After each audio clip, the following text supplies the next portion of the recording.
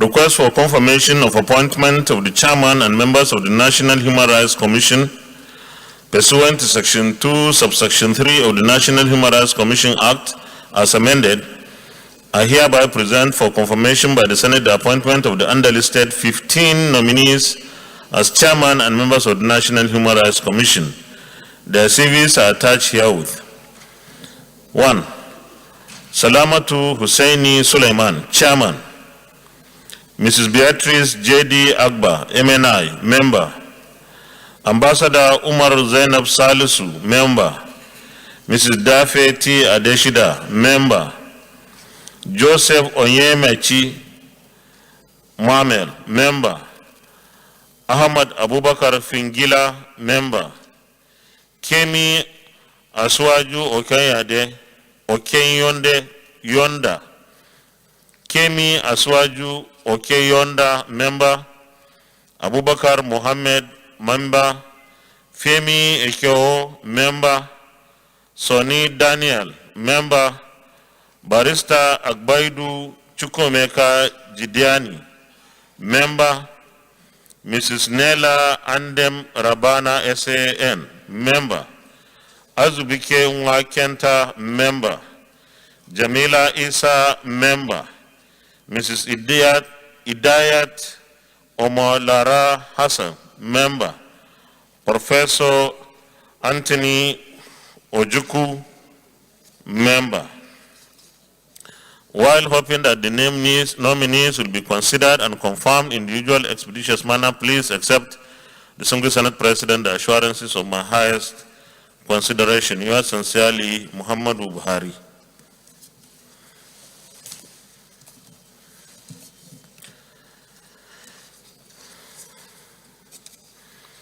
The 18th of March was the birthday of the Single Senator Geshem Basi. On behalf of the Senate, I wish our distinguished colleague a happy birthday, prosperity, and many more years of service to our fatherland. Congratulations. The burial ceremony of our father, late Chief Ogbaku Odo Omehufu I of Nkalagu, Ishelu Local Government Area, Ebonyi State. I write to remind you about the burial of my beloved father, late Chief Ogbaku Odo Omehifu, one of Nkalagu, who slept in the Lord since December 2020 at the enviable age of 105. The burial arrangements are as follows. Friday, 26 March 2021, work at his family compound at Amaimvu, Nkalagu, Ishelu Local Government, Ebonyi State. Saturday, 27th March 2021, funeral service, interment at his family compound at Amavu, Nkalagu, Ishelu Local Government Area, Ebonyi State. It is our utmost desire that as we commit his remains to Mother Earth, we sincerely request your esteemed presence at the event to graciously identify with us in this moment of grief and in honor of our departed father. Accept, Excellency, the assurances of my warmest regards. Sign. Petitions. Petitions. Point of order, Senator Biodun Olujimi. Thank you very much, Mr. President. Distinguished colleagues, I come under Order 42, matter of urgent public importance. I will read, Mr. President. You may read.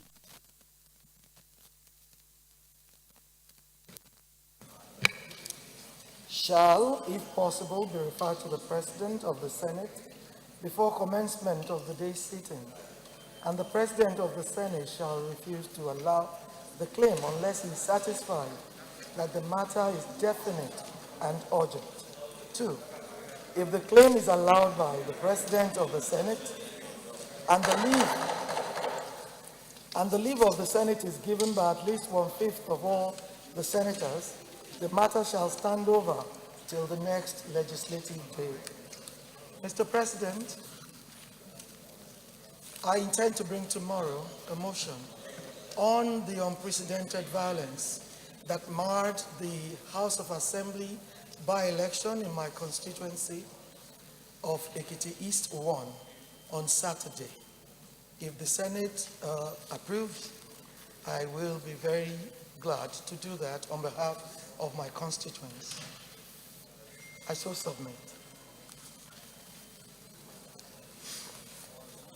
Distinguished colleagues, because she has come under Order 42, we need the endorsement of at least 1/5 of senators to enable her present her motion the next legislative day. So those in favor of her request coming under 42 that she is allowed to present her motion tomorrow, that's the next legislative day, say aye. Those against, say nay. The ayes have it. Thank you. Distinguished Senator, point of order, Distinguished Senator Uche Lilian Ekunife. Mr. President, distinguished colleagues, my name is Senator Uche Lilian Ekunife. Mr. President, I represent Anambra Central. Mr. President, I'm coming on Order 42 of Senate Rule. The matter for discussion shall is to allow the claim unless he's satisfied with the matter, if definite and urgent. If the claim is allowed by the President of the Senate and the leave of the Senate is given by at least 1/5 of the senators, the matter shall stand over to the next legislative day, or not more than one such motion may be made at the same time. Mr. President, my point of order is Order 42 and 45. I want it to be taken immediately. Mr. President, you remember a message and some, videos concerning the security outbreak in my state. Over the last men took over the state, killed a lot of people, security people, police, army, navy, ordinary citizens, and many people died. And I want to seek the leave of the Senate to bring it up as urgent public importance and for this matter to be taken immediately. It's something that will not take more than 2 minutes of your time, Mr. President. I crave indulgence. Thank you. Distinguished, I didn't see the message you said you sent to me. Maybe the best, I will put the question, but the best is we discuss. Because that gives me the opportunity to understand. No, it's okay. It gives me a better perspective of what the matter is, instead of sending a message which I may not see. So, because you have come under 42, right? Huh? 42. Okay, you have cited Order 42.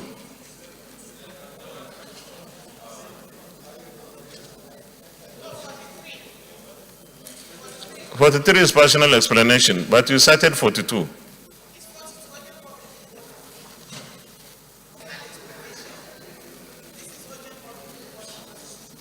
Okay. So, distinguished colleagues, those in favor of the motion of the request that the Senate allows her to present her motion the next legislative day, say aye. Those against, say nay. The ayes have it. Leader of the Senate.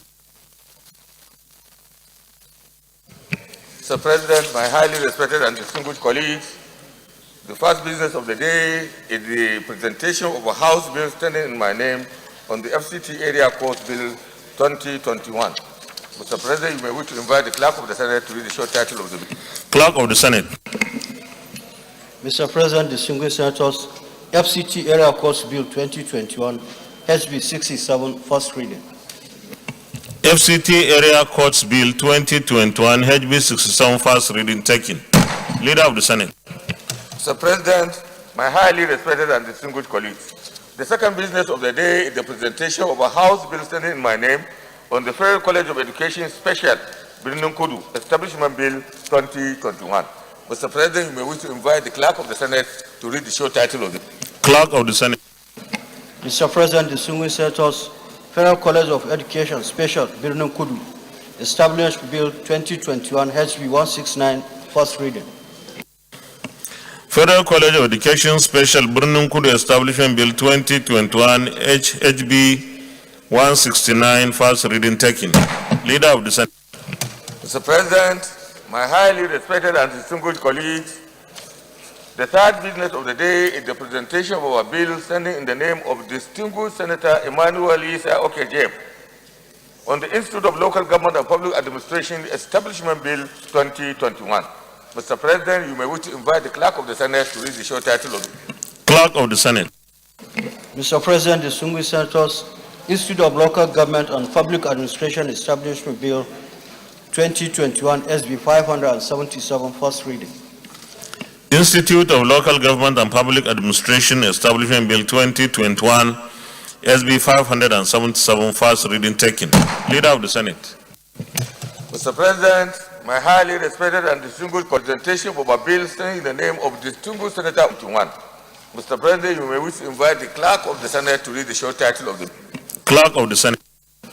Mr. President, distinguished senators, factoring assignments and receivable financial bill 2021 SB 600. 2021 SB 667, first reading taken. Leader of the Senate.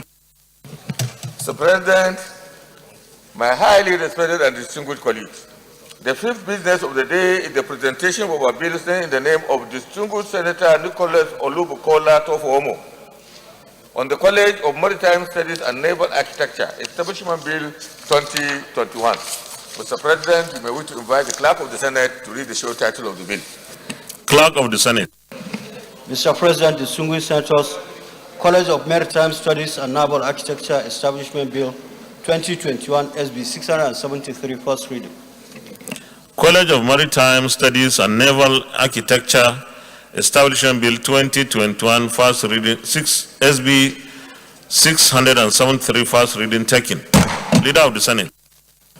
Mr. President, my highly respected and distinguished colleagues, the first order of the day is the presentation and consideration of the report of the Committee on Establishment and Public Service on the screening of Engineer Wakil Bukhar for appointment as a Commissioner for Federal Civil Service Commission. Distinguished senators will recall that the request of Mr. President Commander-in-Chief was referred to the committee on Thursday, 11 February 2021. Mr. President, we wish to invite distinguished Senator Ibrahim Shekarau, the Sardaunan Kano, Chairman of the committee, to move the motion for the presentation and consideration of the report. Distinguished Senator Ibrahim Shekarau, Sardauna. Thank you, Mr. President, distinguished colleagues. Mr. President, I rise to move that the Senate receives and consider the report of the Senate Committee on Establishment and Public Service Matters on the screening of the presidential nominee as member of the Federal Civil Service Commission. I so move, Mr. President. Any seconder? Senator Abiodun Olujimi. Mr. President, distinguished colleagues, Biodun Olujimi Ekiti South. I second as moved by the chairman of the committee. Distinguished colleagues, those in favor of the motion of Engineer Wakil Bukhar, say aye. Those against, say nay. The ayes have it. Chairman, you may lead the report, please.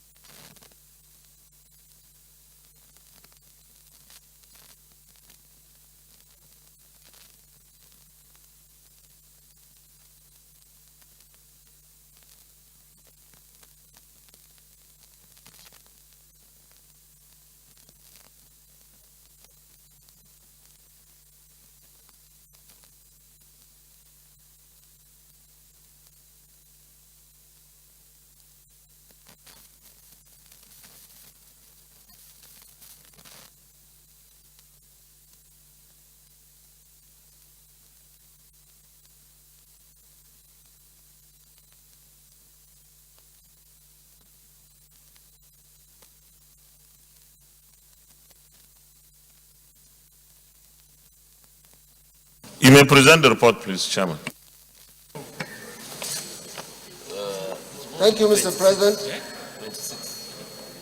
Report of the Senate Committee on Establishment and Public Service Matters on the screening of the presidential nominee as member of the Federal Civil Service Commission.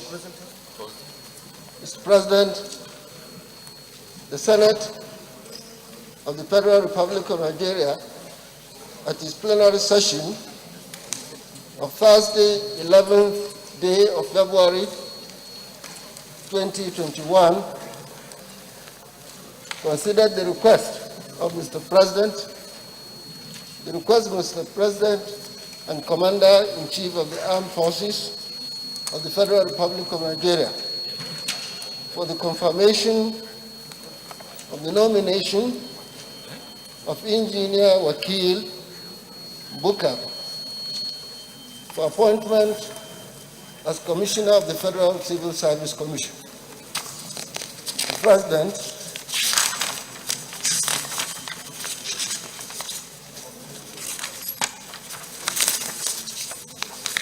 findings and observations. At the end of the screening, the committee deliberated on the nominee's response to the questions asked, his disposition during questioning, and his deep knowledge and experience in the public service of Nigeria. Accordingly, the committee made the following findings and observations. 1, that the nominee possessed the requisite constitutional requirements specified under the provisions of Section 156 of the Constitution of the Federal Republic of Nigeria, 1999, as amended, that qualifies him to be appointed as a commissioner in the Federal Civil Service Commission. 2, that there is no adverse security report before the committee against the appointment of the nominee as a commissioner in this commission, as both the DSS and police report submitted to the committee on the life of the nominee to date did not reveal any iota of crime or wrongdoing against him. 3, that there was no petition before the committee against the nomination and appointment of the nominee as a commissioner in the Federal Civil Service Commission. And lastly, Mr. President, that the committee has established both in fact and in extant relevant laws that the nominee has satisfied the requisite legal requirement. Accordingly, is hereby affirmed to be fit and proper person for confirmation by the Senate for his appointment as Commissioner in the Federal Civil Service Commission. Consequently, Mr. President, distinguished senators, the committee, having screened the nominee and carefully scrutinized his credentials, is satisfied with respect to his qualifications and cognate experience in public service, and hereby recommends that the Senate do confirm the nomination of Engineer Wakil Bukar as Commissioner in the Federal Civil Service Commission. Mr. President. Please. Mr. President, my highly distinguished colleagues, I rise to move a motion for this distinguished chamber to resolve the committee of the whole to consider this report. I so move. Minority Leader. Mr. President, distinguished colleagues, I rise to second the motion that the Senate resolve into a committee of whole to consider this report. I so second. Distinguished colleagues, those in favor of the motion that the Senate resolves into committee of the whole to consider the report of our committee on establishing public service, say aye. Those against, say nay. The ayes have it.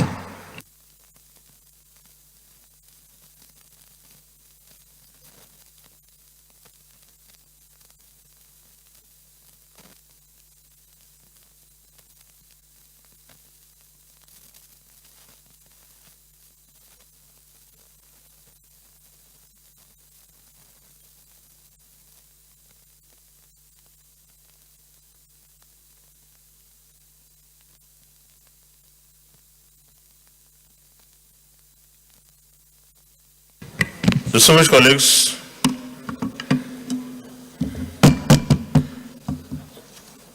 we are doing approval. Will the Senate approve the nomination of Engineer Wakil Bukar for appointment as a commissioner for the Federal Civil Service Commission? Those in favor say aye. Those against say nay. The ayes have it. Leader of the Senate. Mr. President, my highly respected and distinguished colleagues, I rise to move a motion for this distinguished chamber to resolve back to plenary to consider for the chair to report progress. So move. Mr. Chairman, I second the motion that the Senate revert to plenary for report progress. Distinguished colleagues, those in favor of the motion that the Senate reverts to plenary for the chair to report progress, say aye. Those against say nay. The ayes have it.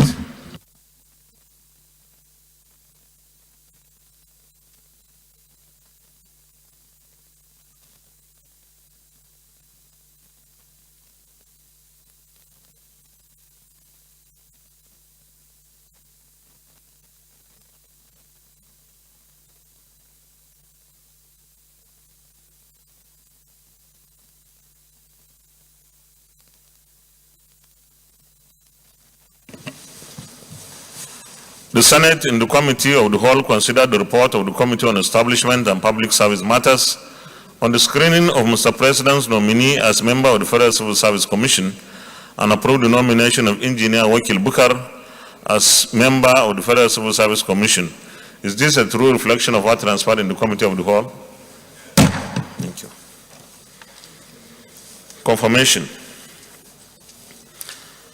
Will the Senate confirm the nomination of Engineer Wakil Bukar for appointment as a commissioner for the Federal Civil Service Commission? Those in favor say aye. Those against say nay. The ayes have it. The nomination of Engineer Wakil Bukar is hereby confirmed as a commissioner for the Federal Civil Service Commission.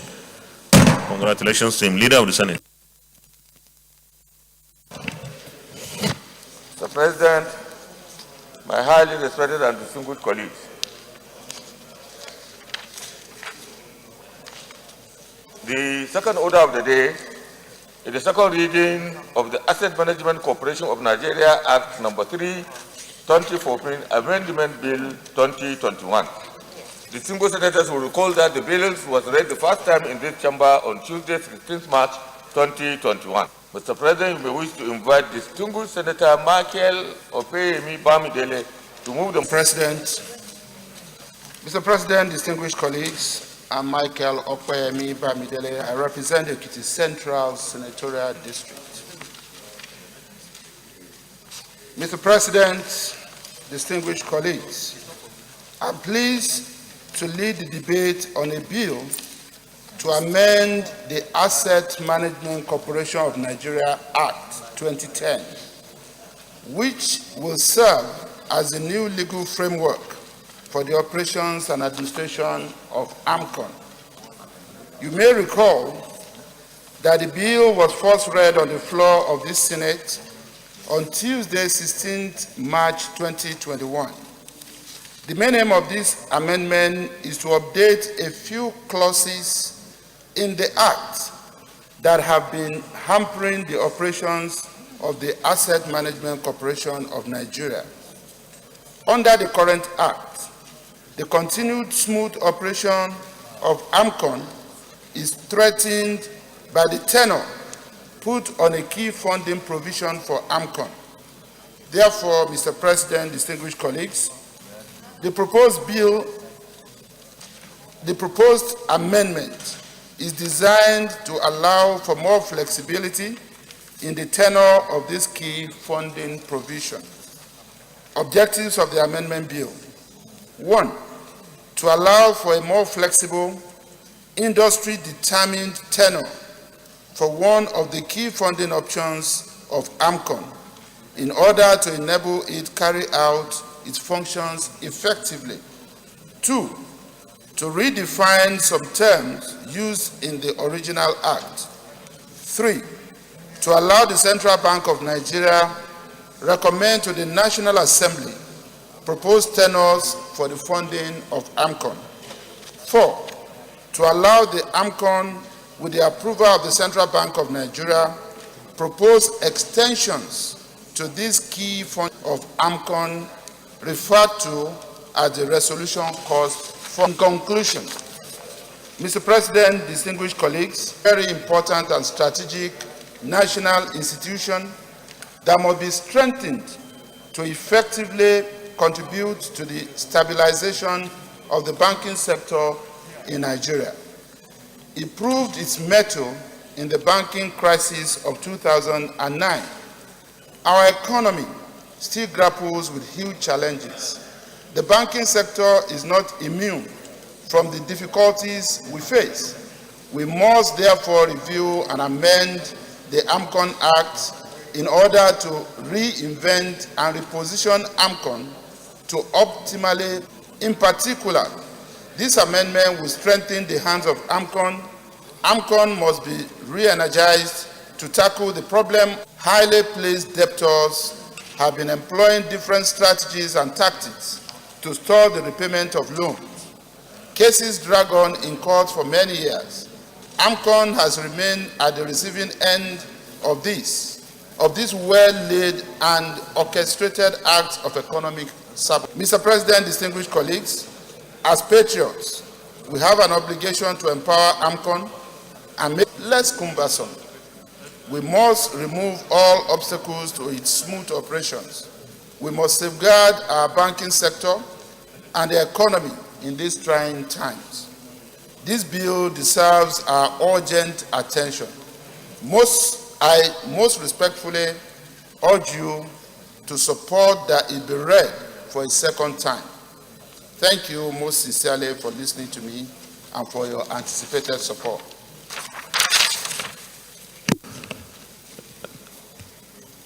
Senator Takumbo Aburi. Thank you, Mr. President and distinguished colleagues. I also rise to support the presentation on the need for the amendment of the AMCON resolution fund. This is very important because we all recall the important role that AMCON played way back 2009 during the subprime mortgage crisis. And equally at a time like this, when we have the COVID impact on the economy itself, clearly other issues will arise after, post-COVID. So it is important that we support the bill as proposed. So I support, Mr. President. Thank you. Senator Obasan. Mr. President, my distinguished colleagues, my name is Senator Obasan, representing Kano Central. Mr. President, I stand as the co-sponsor of this bill to also further emphasize the importance of this amendment bill. Mr. President, AMCON largely depend on the resources from the resolution fund, and failure to extend this amendment bill will certainly affect the operation of AMCON, and it may force the government to bear the entire cost of debt management of AMCON. Therefore, I would like to call on my colleagues to also support this bill. Thank you very much. Senator Alero.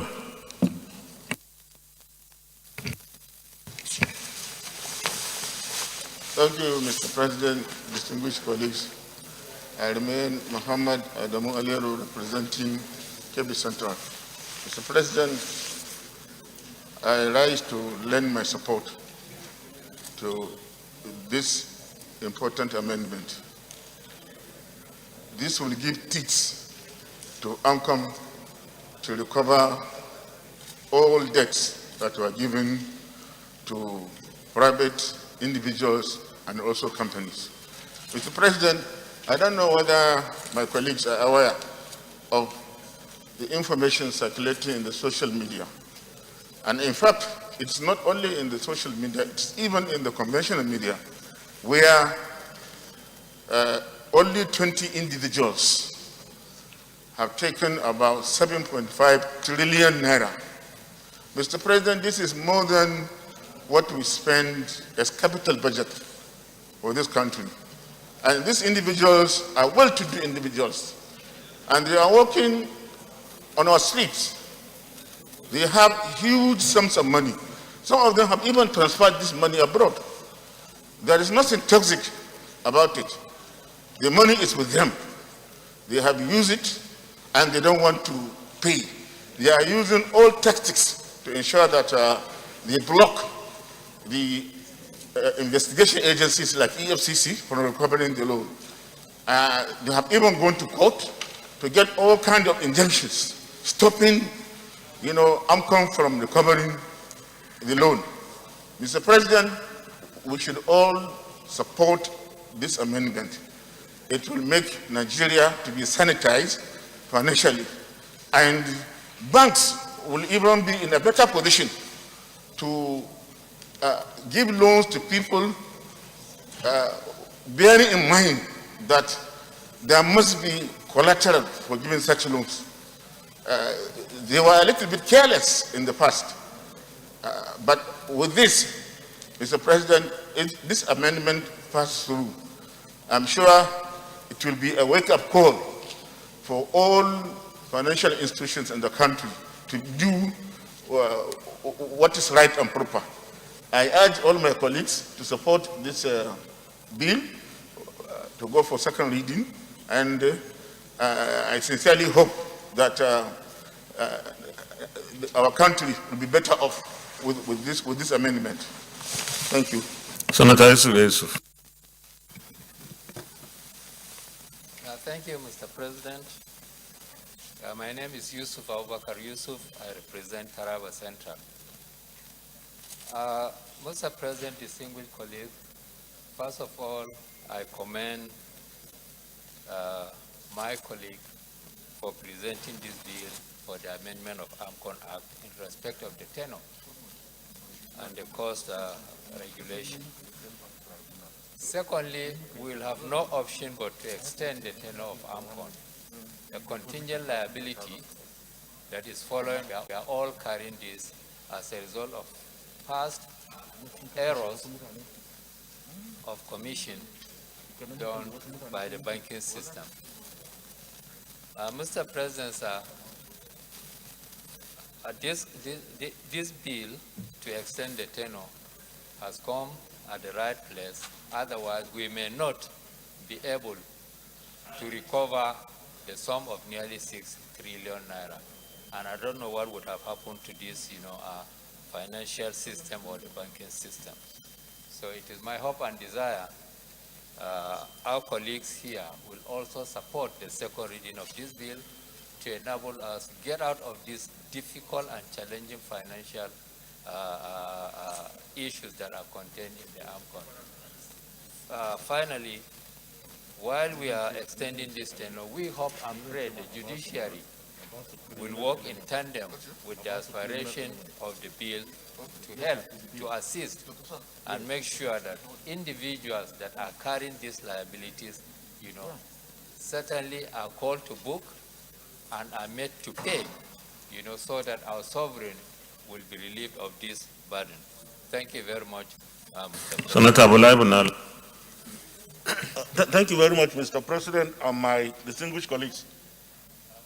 Happily enough, Senator Bashir and Bamidele were in practice, and they knew fully well that it's not sufficient enough, Mr. President, to extend the tenure of AMCON and give it the power to reinvent itself and reposition itself so that it can ultimately perform. If the desire is to recover this loan, we may have to go back to introduce a criminal element into this recovery process.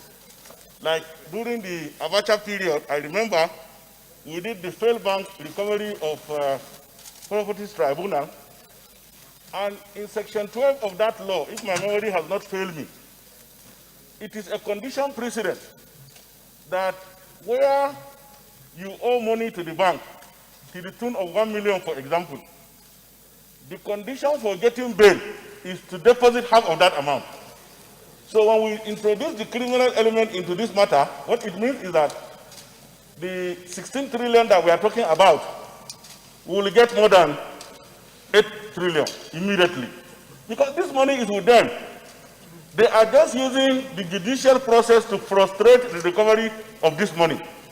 So when it comes to committee level, one of the inventions that this Senate can do is to insert a criminal element into it that gives court the power to detain and refuse bail until half of the amount owed is paid as a condition for granting bail. Once we do this, it will be a radical departure from all this misuse of court process to hang on to what does not belong to you. And I think that this is one of the best decisions that this Senate can take as far as this matter is concerned. So in addition to extending the tenure, the committee, at committee level, it is important to introduce an amendment that will make it criminal, so that criminal charges can be filed against these people, and the condition for bail is that they must deposit half of the amount before they are granted bail. And I hope and call my colleagues to do whatever is humanly possible to ensure the insertion of this provision in our laws so that we can bring an end to this. It is even more so, Mr. President, because the banking sector will continue to do this as long as a decisive action is not taken against this misuse. So, my colleagues, this is a great opportunity for us to draw a line between reckless use of powers by banking executives and reckless taking advantage by people who have no job other than to swindle people through the instrumentality of getting loans that they do not deserve. So once again, I commend my colleague and brother, distinguished Bamidele, for this very inventive session. But I urge my colleagues, more especially the chairman banking that I have seen today, when this matter is referred to you, it's important that at committee level, this provision is inserted. Thank you. The Leader of the Senate. Mr. President, my highly respected and distinguished colleagues, my own contribution on this debate, sir, is maybe put a rider on the issues raised by the Chiku Senator Balanala. This issue is so important.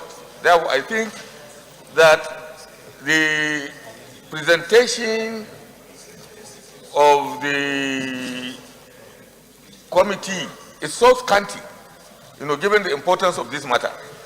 It's so scanty that from reading this document, one cannot see exactly what you want to do beyond extending the tenure.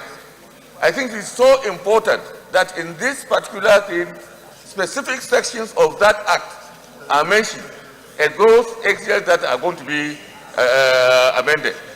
Therefore, I think going forward, please, on issues of this importance, we must be able to do a lot of our homework.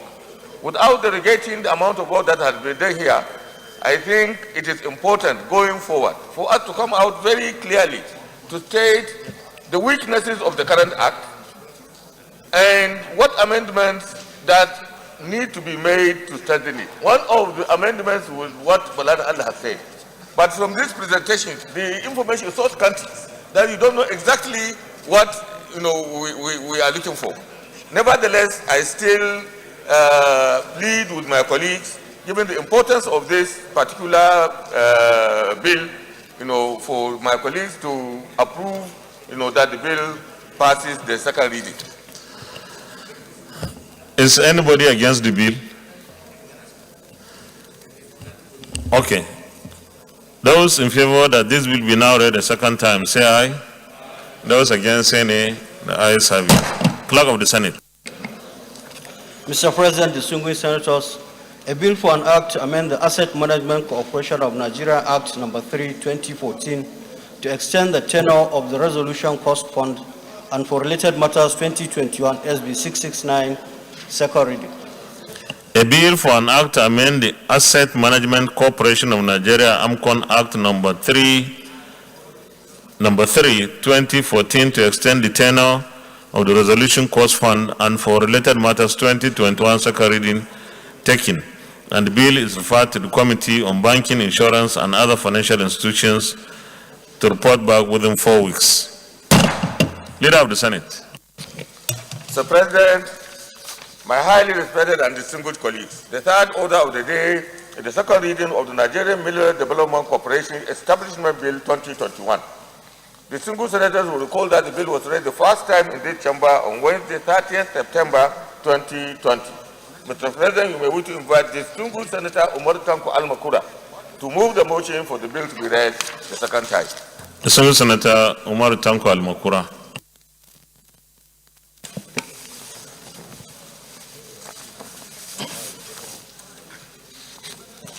Mr. President, distinguished colleagues, I'm delighted to lead the debate on the establishment of Nigerian Mineral Development Corporation, NMDC. You will recall that this bill was read for the first time on Tuesday, 29th of September 2020. As part of this administration's effort towards the diversification of the Nigerian economy, one of the priority areas in stabilizing the macroeconomy by strategically diversifying Nigeria's economy from being a mono-product economy to the productive development of the economy. As one with the potential for Leader, we need an acting whip. There is no whip in the chamber at all. Neither. We need an acting whip. Huh?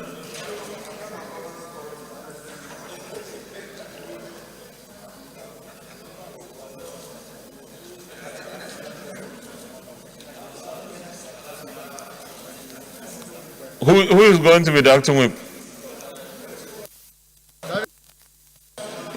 Senator Balanala, are you going to be the acting whip?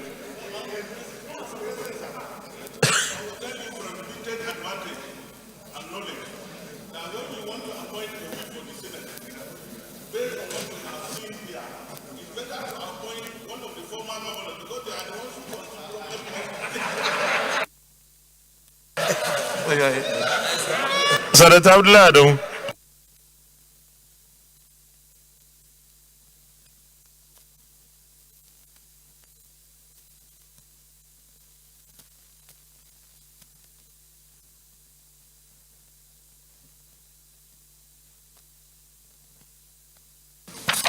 Our ears are double open, Your Excellency, when aspiring government. On the contrary, what I want to do is to move that Mrs. Tinubu should act as a chief whip. No. If governors are not doing, they are the one earning the salary. So that's your motion. Okay. Nobody is seconding. No, my motion is seconded. Senator Abdullah Adamu, I've listened to you, I've listened to Bala ibn Allah, and my understanding is that those aspiring to be governors are consulting those that have finished. So they are the ones creating the noise in the chamber. And therefore, I think we should appoint one of them. Those that are aspiring. And Bala ibn Allah, you fit the bill.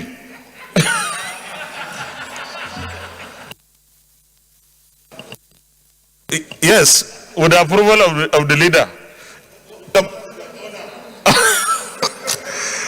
Okay, Balanala, you are the acting chief whip today.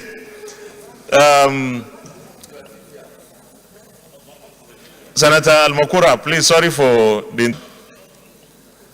Have you finished? You can finish your presentation, the lead debate. Let me continue. Mr. President, distinguished colleagues, I'm delighted to lead the debate on the establishment of Nigerian Mineral Development Corporation, NMDC. You will recall that this bill was read for the first time on Tuesday, 29th of September 2020. As part of this administration's effort towards diversification of the Nigerian economy, one of 9 priority areas in stabilizing the macroeconomy by strategically diversifying Nigeria's economy from being a mono-product economy to the productive development of various sectors of the economy. Next to agriculture, the solid mineral sector has been identified as one with the potential to compete and eventually replace crude oil as a major source of foreign exchange earnings. Consequently, the Economy Recovery and Growth Plan, ERGP, created focus labs made up of professionals from the mining sector to create intervention programs to de-risk the solid mineral sector and increase revenue for all stakeholders, making the sector more attractive to both local and foreign investors. Nigeria is blessed with abundance of solid minerals in 5 distinct areas. 1, precious and mineral gemstones, which include ruby, emerald, etc.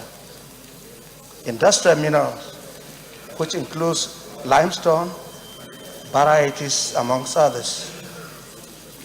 3, metallic ores, which includes lead, zinc, copper, etc.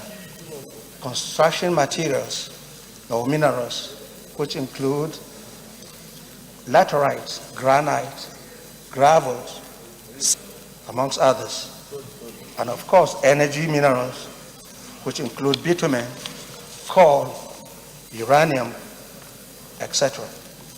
All these resources remain largely untapped and unexplored. However, Nigeria Mining Development Corporation seeks to develop upstream exploration and production, midstream mineral processing and metallurgy, and downstream logistics, trade, and export, which would catalyze investment in the entire mining value chain in Nigeria.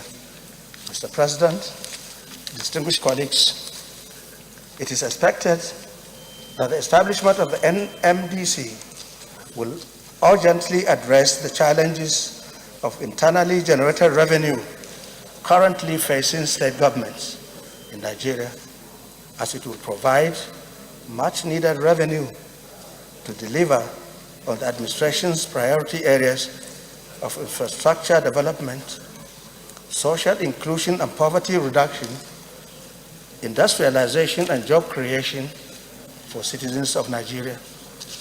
Upon establishment of the corporation, initial funding shall be by way of a sovereign guarantee covering the sum of 5 billion naira for a successful takeoff of the operation, including all initial capital and operating expenditure. The federal government of Nigeria will pay up its 70% equity contribution, and the institutional investor shall pay their respective equity participation to the corporation.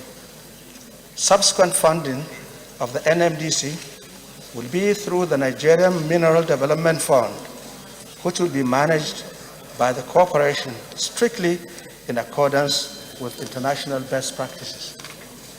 The NMDC is proposed to be a state-owned enterprise with private sector participation and governance control as the vehicle for unbundling upstream and downstream commercial activity in the Nigerian solid mineral sector. The activity and scope of the corporation will broadly cover the following areas. 1, mineral exploration, activity for solid minerals located within Nigeria with a view to develop mining assets to definitive feasibility studies, DFS stage, and bid such blocks to local and international investors through a transparent bidding process. B, investment in mineral processing and metallurgical technology for identified and commercially viable minerals and metals in Nigeria for import substitution and export as a direct source of revenue to the government. C, creation, management of the Nigerian Mineral Development Fund, which will be an independently managed fund set up by the corporation as a channel for proper investment in the solid mineral sector. The fund will be sourced independently of the federal government from local and international bank and non-bank financial institutions. D, creation of an active solid mineral exchange and all associated key enablers to provide a trading window for both individuals and institutional investors in the Nigerian solid mineral sector. E, ensure technology transfer and local content development in the Nigerian solid mineral sector to enhance local content participation in line with local content policy of the federal government. The strategy for successful creation of value in the solid mineral sector by the NMDC is hinged on its partnership with government through the Ministry of Mines and State Development and the private sector to implement a mines to market master plan covering upstream, midstream, and downstream activities. The commercial and administrative segments.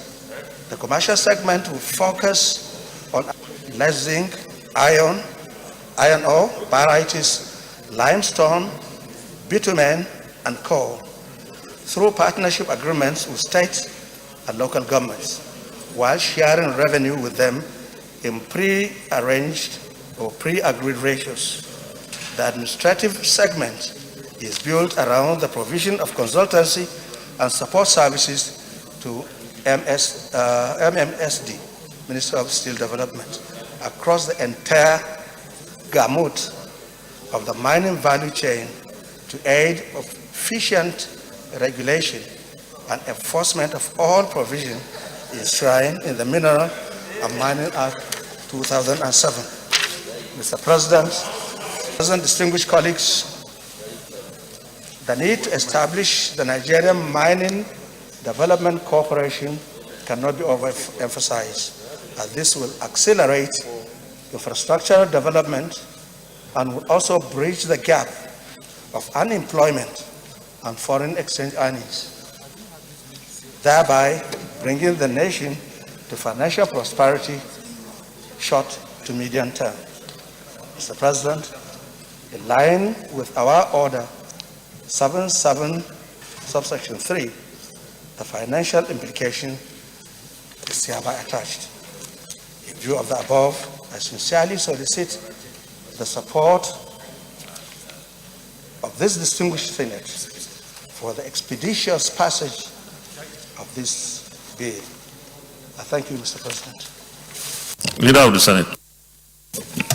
Mr. President, my highly respected and distinguished colleagues, this bill is a very important bill for this entire Senate. It is the outcome of the deliberations that was mandated by this Senate immediately when we came and started this 9th Senate. Distinguished senators will recall that we held round-table discussions with a view to revitalizing the Nigerian economy and reducing its dependence on oil. The sectors that were selected were agriculture, solid minerals, power, and I think the area of solid mineral resources.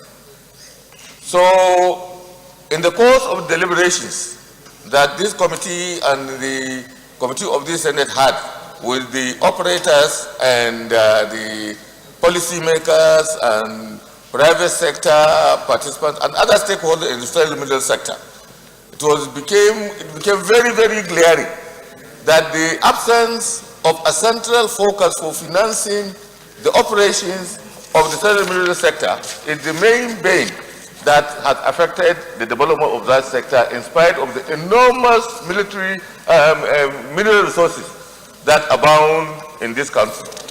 So when you look at the debate on this page 2, you will see the areas that this bill is trying to address. The first one is the mineral exploration activity, the investments that are required. The second one is investment in processing and metallurgical technology. The third is management of the Nigerian Mineral Development Fund itself. The third is the creation of mineral exchange to enhance the development of a market for the transactions involving Nigerian solid minerals. And the third is to ensure technology transfer and local content development. You will see that this is a solid kind of bill without which we cannot really manage and make investment and manage investment that we make in the mineral sector.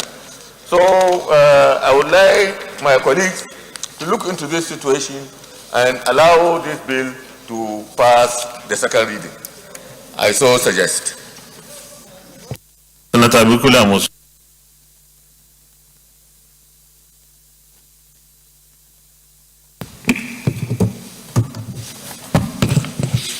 Thank you, Mr. President. Ibikunle Amosun, I represent Ogun Central. Mr. President, distinguished colleague, let me add my voice and support to this very important bill. Mr. President, you will recall that I think it was in March or immediately we resumed that I came up with a motion on the need to diversify our economy through agriculture, development of our minerals resources, and the like. That day I argued for almost all the things that was now presented today. And I have to thank the chairman of our mining and solid mineral, Senator Al-Makura. And I have to thank you, Mr. President, and the leader, because there and then it was resolved that we should have this round table, which the Senate leader referred to. I think that was done in December.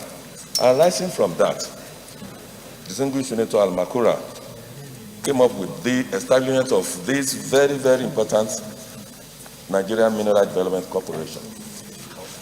And this is the result of the brainstorming section that was done, thoroughly done. All the respective and relevant agencies, stakeholders came together. And this was what I would say the major fulcrum, the premise on which all this discussion was centered. Mr. President, let me say this.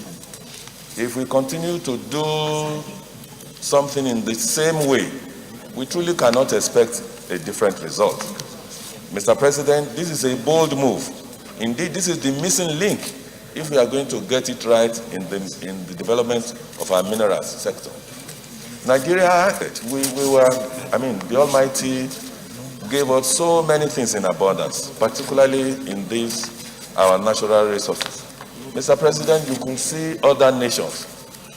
Indeed, we don't even need to look far. If you look at South Africa, Ghana here, within the African continent, you've seen what they've done with their mineral resources. If you want to look how far, you can go to Canada, look at Australia. In fact, I can go on and on and on. Everybody, there's a way that there are certain things that must be in place. If they are not in place, we'll just be we'll continue to chase shadows. Just last week, it was reported that between Abuja and Nasarawa, that they developed this huge, in commercial quantity, gold deposit.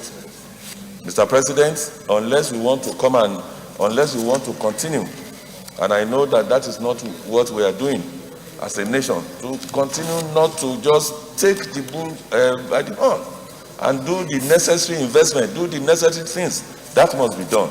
If we don't do it, nothing will happen. So, Mr. President, there are very significant things that must be done, which has been highlighted, that the establishment of this Nigeria Mineral Development Corporation will do for us.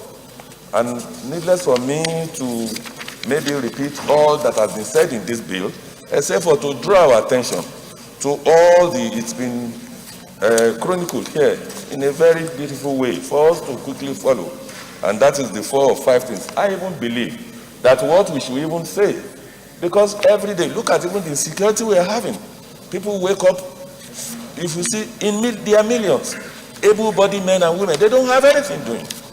With this mining sector, look at the number of people in this artisanal mining and this illegal mining. It is because agencies like these, structures like this are not in place.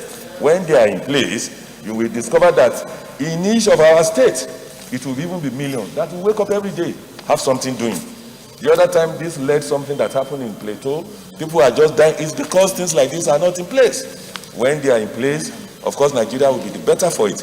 The much needed foreign exchange that we are talking about, we will get. If an exchange is done, look at when I read what is here, and I said, what kept us from doing this and all the while? Because once this is done, we will begin to adhere with world best practices. People can now say, oh, this is gold from Zamfara, this is gold from this. And after some time, in fact, we can even have 4 or 5 within Nigeria to say that, oh, this is the quality of gold from Osun State, this is the quality of gold from maybe so state. The one that excites me the more is the number of people that will be employed by our taking this decision, by our supporting this bill. So, Mr. President, distinguished colleague, I want to implore all of us that this bill is a win-win for every one of us. There is no state that will not benefit from this. So, Mr. President, I support this bill, and I want my colleagues to do the same. Thank you, Mr. President. Senator San, thank you, Mr. President. I rise to support this bill. There is no better time that this bill is coming than now, because this will also help us in checking the already monolithic products which the country has been relying on. With this setting up of Nigerian Mineral Development Corporation will give an antidote to expanding our economy, increasing our GDP, and also check the excesses of illegal miners. I will recall when these illegal miners were doing their operations some times ago in Niger State, and there was a lead poison. There was a leakage of lead, and it killed so many people. Until today, that community has not come out of it. So with the setting up of this corporation, I think there will be a legal framework at which the operators will operate. And this will also give investors the confidence to come and invest in these sectors.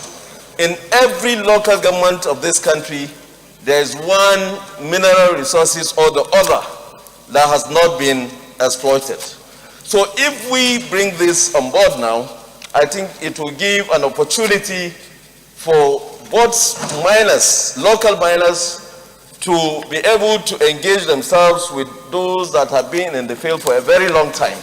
Because those that have been there, those international miners will have the confidence in coming in, because they know that whatever they come to invest will be protected. It will also help this country where, just as Senator Ibikole have also have said, generating employment for our so many youths that today are roaming the streets looking for what to do. It will reduce the security risks we are facing today, because lack of this legal legislation gave rise to illegal miners, and then also these illegal miners use this opportunity to fuel insecurity in our country, because you can hardly hear that miners have been either kidnapped or attacked. Why is it like that? Because they fuel it. So I think there is no better time that this bill is coming than now. Thank you, Mr. President. Senator Binosiaro. Thank you, Mr. President, distinguished colleagues. My name is Dinos Yaro, representing Adamawa South. Mr. President, my distinguished colleagues that have spoken before me have covered all the grounds. But because of the importance of this bill, it is worth repeating some of the points that have been made. This bill, when passed into law, will promote and support the development of the solid mineral sector in this country, which will lead to the diversification of the economy, which will in turn lead to less dependence on the petroleum sector as we do now. Diversification of the economy will also create jobs. Mr. President, there is no part of this country, as has been said, that does not have one solid mineral or the other in it. So, Mr. President, we need a coordinating body that will drive the development of this sector. That is the basic reason for this bill. In addition to that, Mr. President, we also need trained manpower, and that is why on this floor we have presented bills for the establishment of schools of mines and geological studies. Mr. President, this is important because this sector, as has been said, is key to the diversification of this economy and the creation of jobs. So for this reason, I support this bill and I urge all my colleagues to do so. Thank you, sir. Senator Kwashisibodia. Mr. President, my very distinguished colleagues, I will rise in support of this bill to go for second reading. While my colleague has spoken a lot of my points, but this bill is one geared towards the stabilization of microeconomy by way of diversification.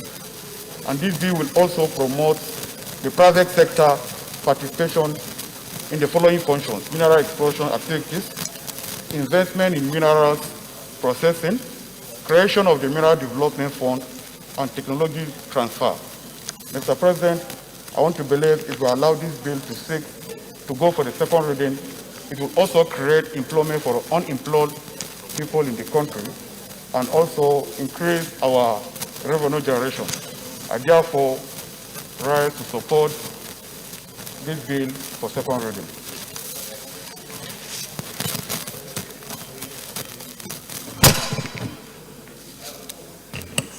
Senator Ladum.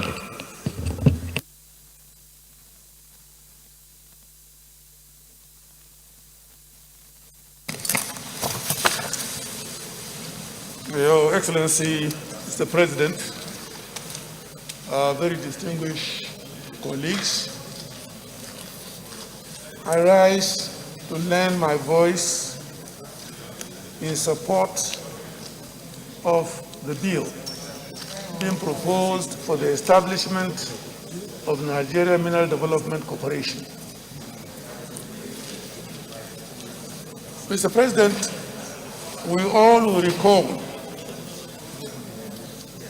the very big workshop that we held sometimes last year, in which we took a look at two major planks of the economy that require attention and implementation. That was the issue pertaining to agriculture and solid minerals.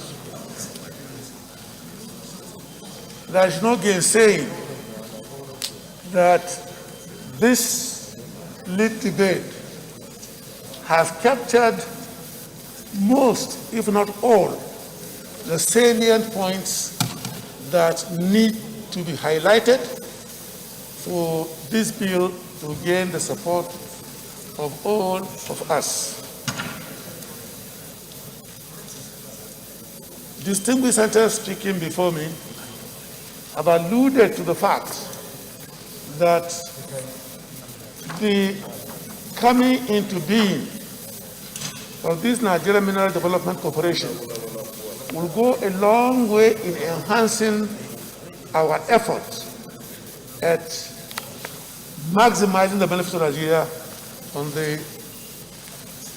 existence of solid minerals across the country.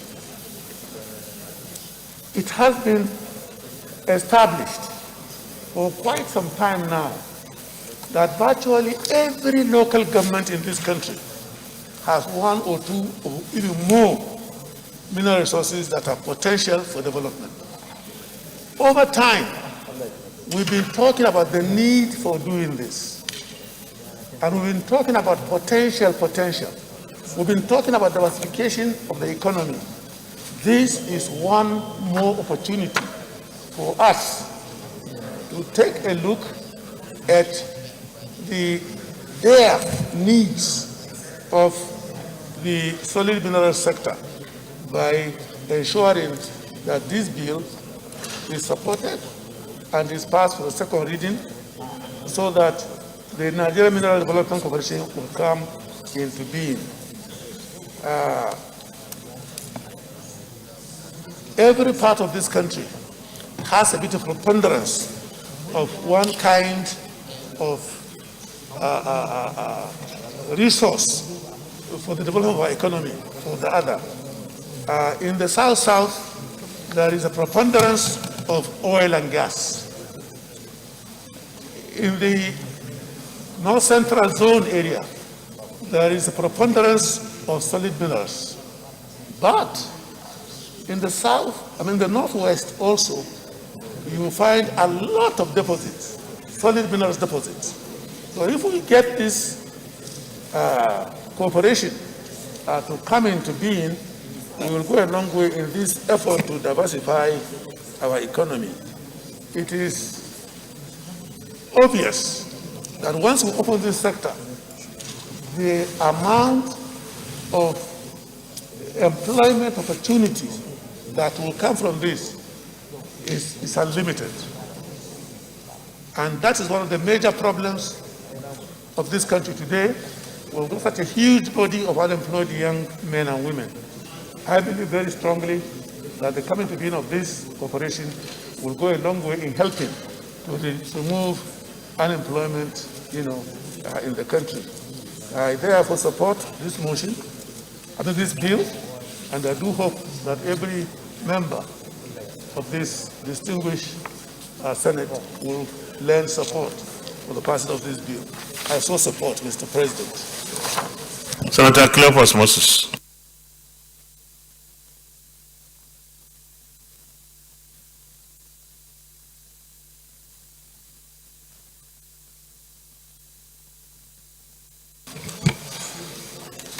Thank you, Mr. President.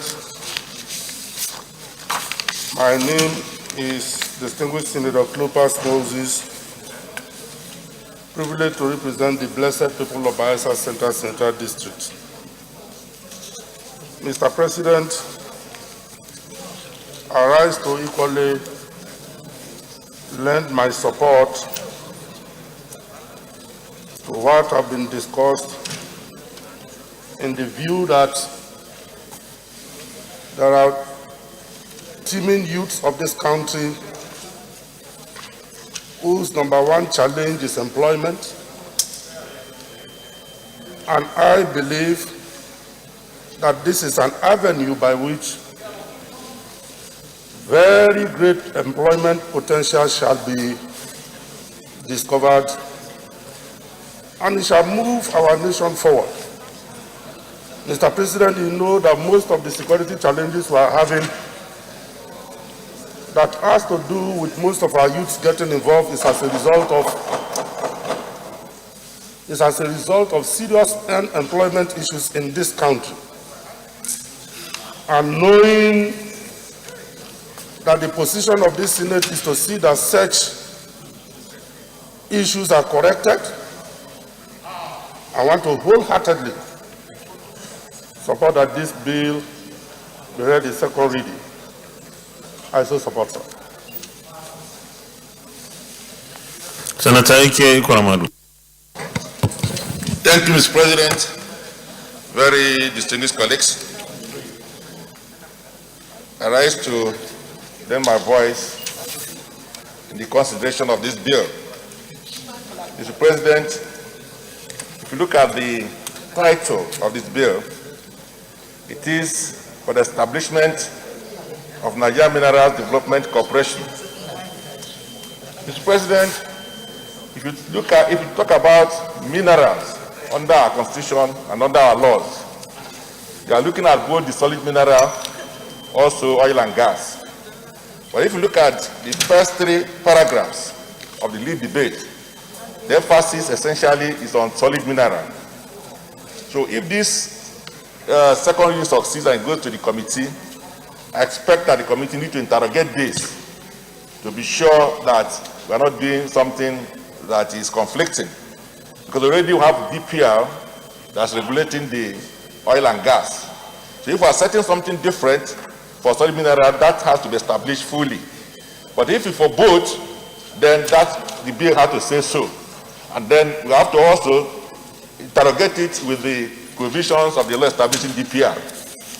The second issue, Mr. President, is that paragraph 4, where of the lead debate, when he said that it is expected that the establishment of this commission will urgently address the challenges of entirely generated revenue currently facing state governments in Nigeria. The problem here, Mr. President, is that minerals, both solid and oil and gas, are the exclusive preserves of the federal government. So I'm not sure how this will help the state government in the entire generated revenue. If you look at item 39, part 1 of the second schedule to the Constitution of the 1999 as amended, it says that mines and minerals, including oil and gas, and oil mining and geological surveys are all the exclusive preserve of the federal government. I agree that there are minerals of all sorts in every local government and every state, and sometimes many communities of this country. But still, it does not change anything unless the Constitution is amended accordingly to empower the states to have access to this mineral, whether they are solid or oil and gas. Today, we have anarchy in the solid mineral sector because most states are taking for granted that minerals in their states belong to them. So today, they are not only mining, but they are colluding with illegal miners to undermine the provisions of the Constitution. So this is where we have to be very careful as we provide for this law.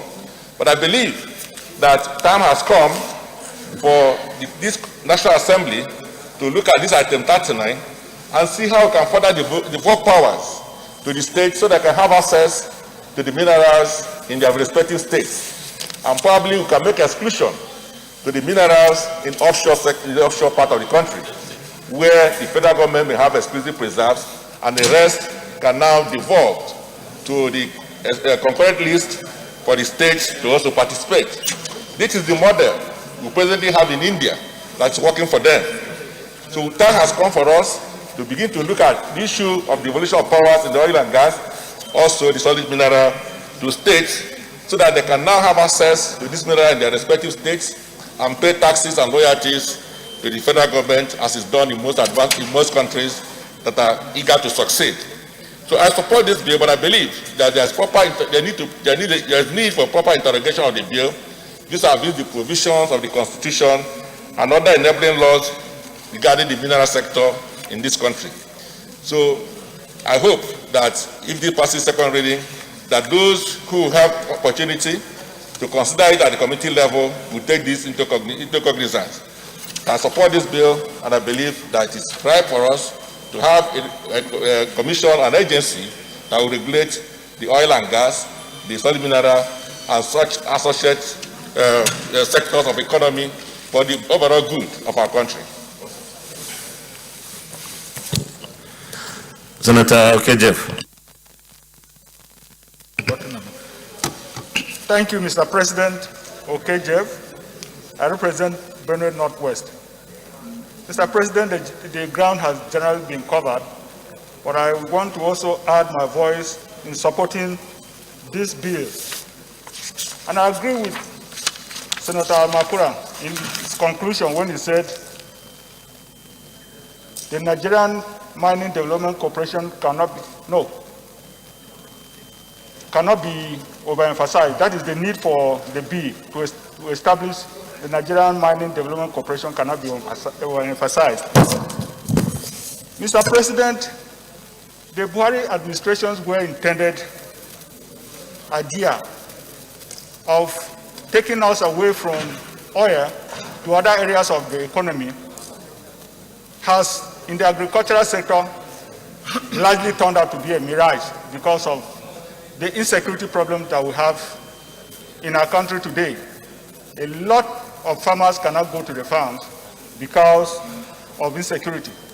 And therefore, one area we can seriously give attention to while we sort out the insecurity is the mining sector.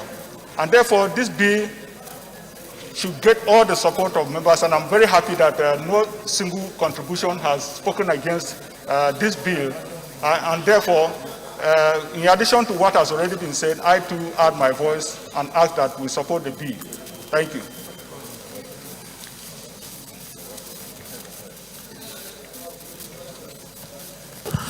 Senator Nicholas Tofomo.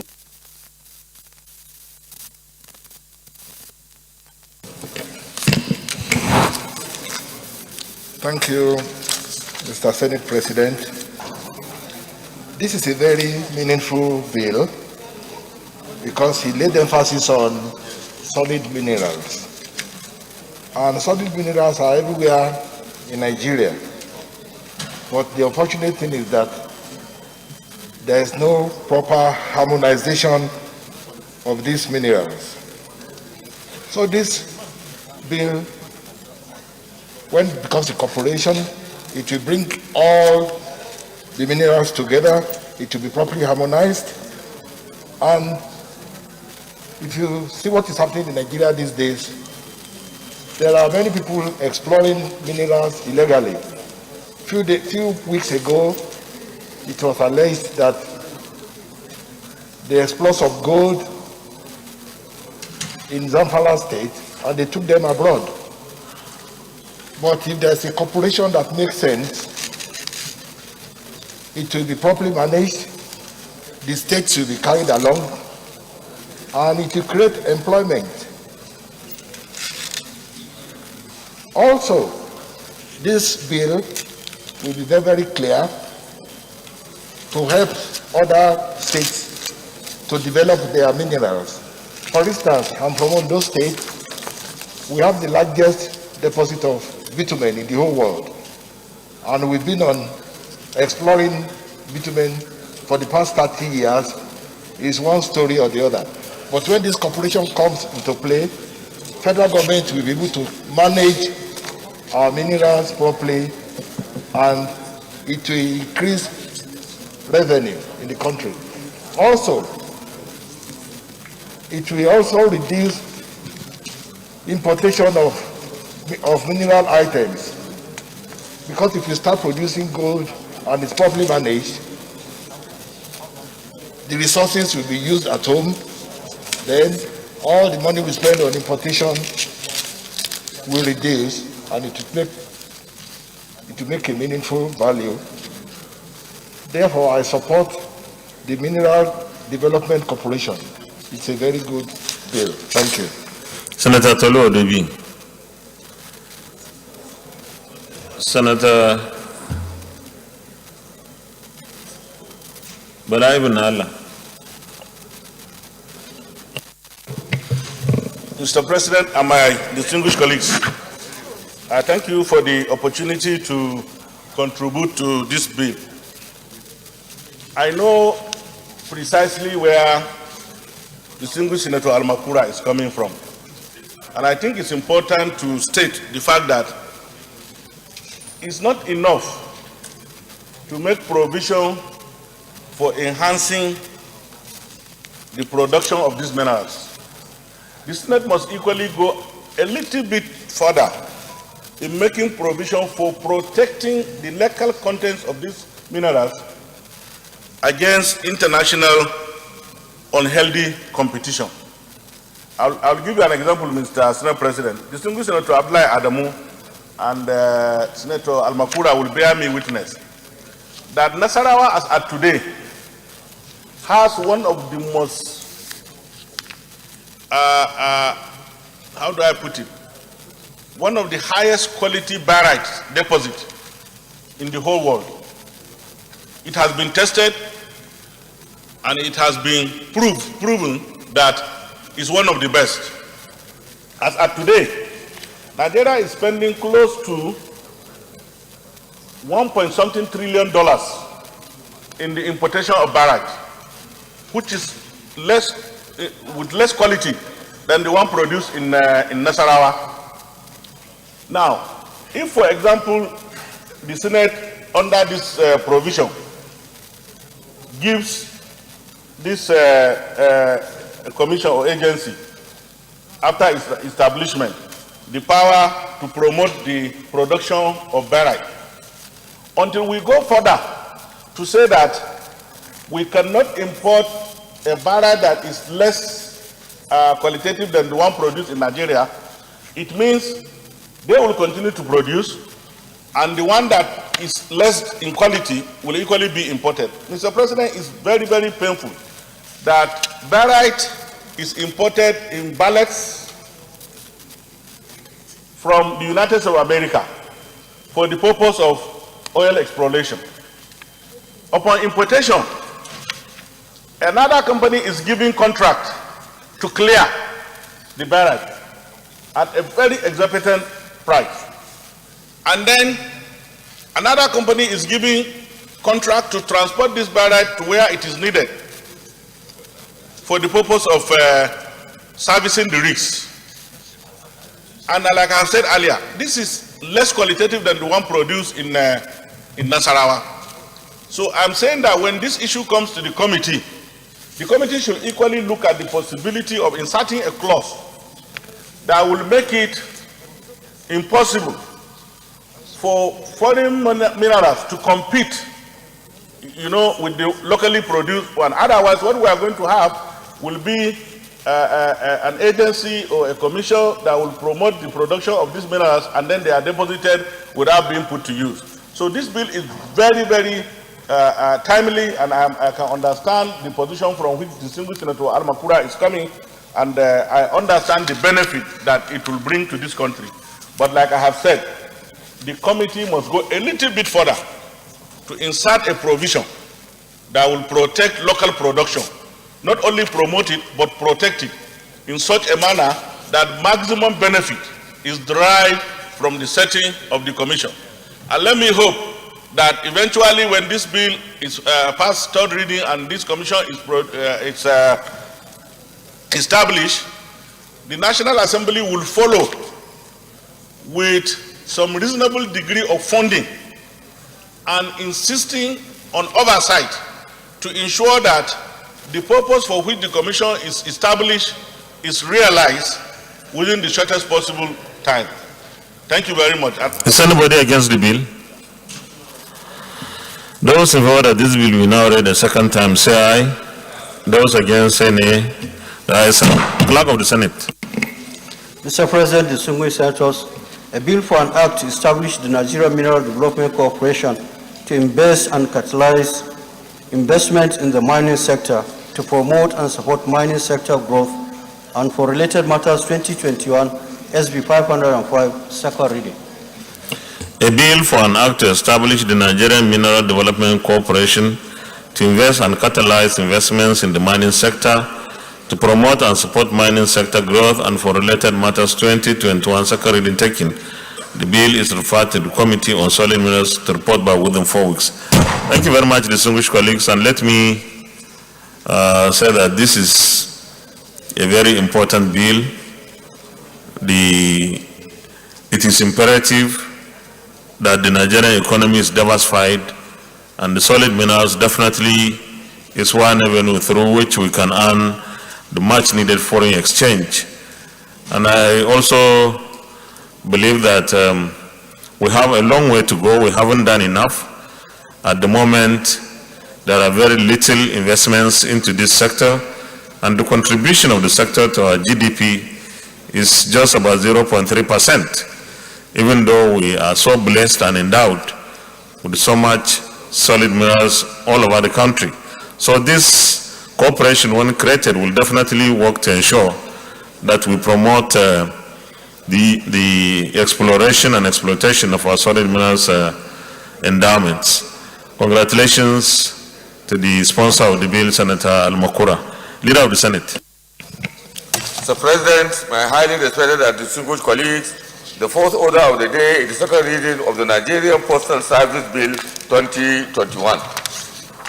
Distinguished colleagues will recall that the bill was read the first time in this distinguished chamber on Wednesday, 3rd March 2021. Mr. President, you may wish to invite distinguished Senator Oluremi Shade Tinubu to move the motion for the bill to be read the second time. Senator Oluremi Tinubu. Thank you, Mr. President. Distinguished colleagues, I'm Oluremi Tinubu, representing Lagos Central Senatorial District. Mr. President, my distinguished colleagues, it is a privilege to lead the debate on the general principles of this very important bill for an act to repeal and reenact the Nigerian Postal Service Act Cap N127, Laws of the Federation 2004, and establish the Nigerian Postal Commission to make comprehensive provisions for the development and regulation of postal services and for other related matters. I know all of us have a copy of this lead debate. I'm going to skip a few just to save time. And we know that Nigerian Postal Service, NIPOST, dates back as far as 1852. And during that time, even as at October 1st, 1960, we see the numbers of post offices and postal agencies that are domiciled in the 36 states of the Federation. So I'll jump to the paragraph after that. NIPOST has been touted as having so much potential, and not only for revenue generation, but for also impacting the lives of ordinary Nigerians. However, the agency's struggle are well known. With its apparent inefficiencies, advancement in technology, and the introduction of electronic mail, there has been a decline in demand for traditional postal services, thus necessitating a reform in the agency's mode of operation. The global postal industry, and indeed every facet of human life, has continued to evolve, thus requiring the Nigerian postal industry to rise to the demands of existing realities. Consequently, the subsisting act, which has been in place since 2004, has been overtaken by events and is not reflective of the times we are in. To set NIPOST back on track, we need innovation, integration, and inclusion in keeping up with the current trends, and introducing ICT to ensure quicker and more effective service delivery. To do this, however, it is important to take a look and re-engineer the agency's Establishment Act, its powers and its functions. This bill expands the scope of its objective to cover implementation of a national postal policy, encouraging local and foreign investment in the postal industry, protection of rights and interests of service providers in the sector, provision of postal services to areas and towns that were elsewhere not sustainable, promoting small and medium enterprises in the sector, amongst others. In carrying out its objectives as set out, the bill provides for the establishment of the Nigerian Postal Service and designates it as Public Postal Operator, PPO, a corporate body with a common seal whose responsibility shall be the provision of universal postal services in Nigeria. The clear delineation of roles will make NIPOST more commercially viable while ensuring more efficient service delivery. The bill further goes to establish the Nigerian Postal Commission, another corporate body with its own common seal, which shall have the sole responsibility of regulating and supervising the postal sector. Mr. President and my distinguished colleagues, this bill, if passed, will successfully unbundle the Nigerian Postal Service from the huge monstrosity that it currently is.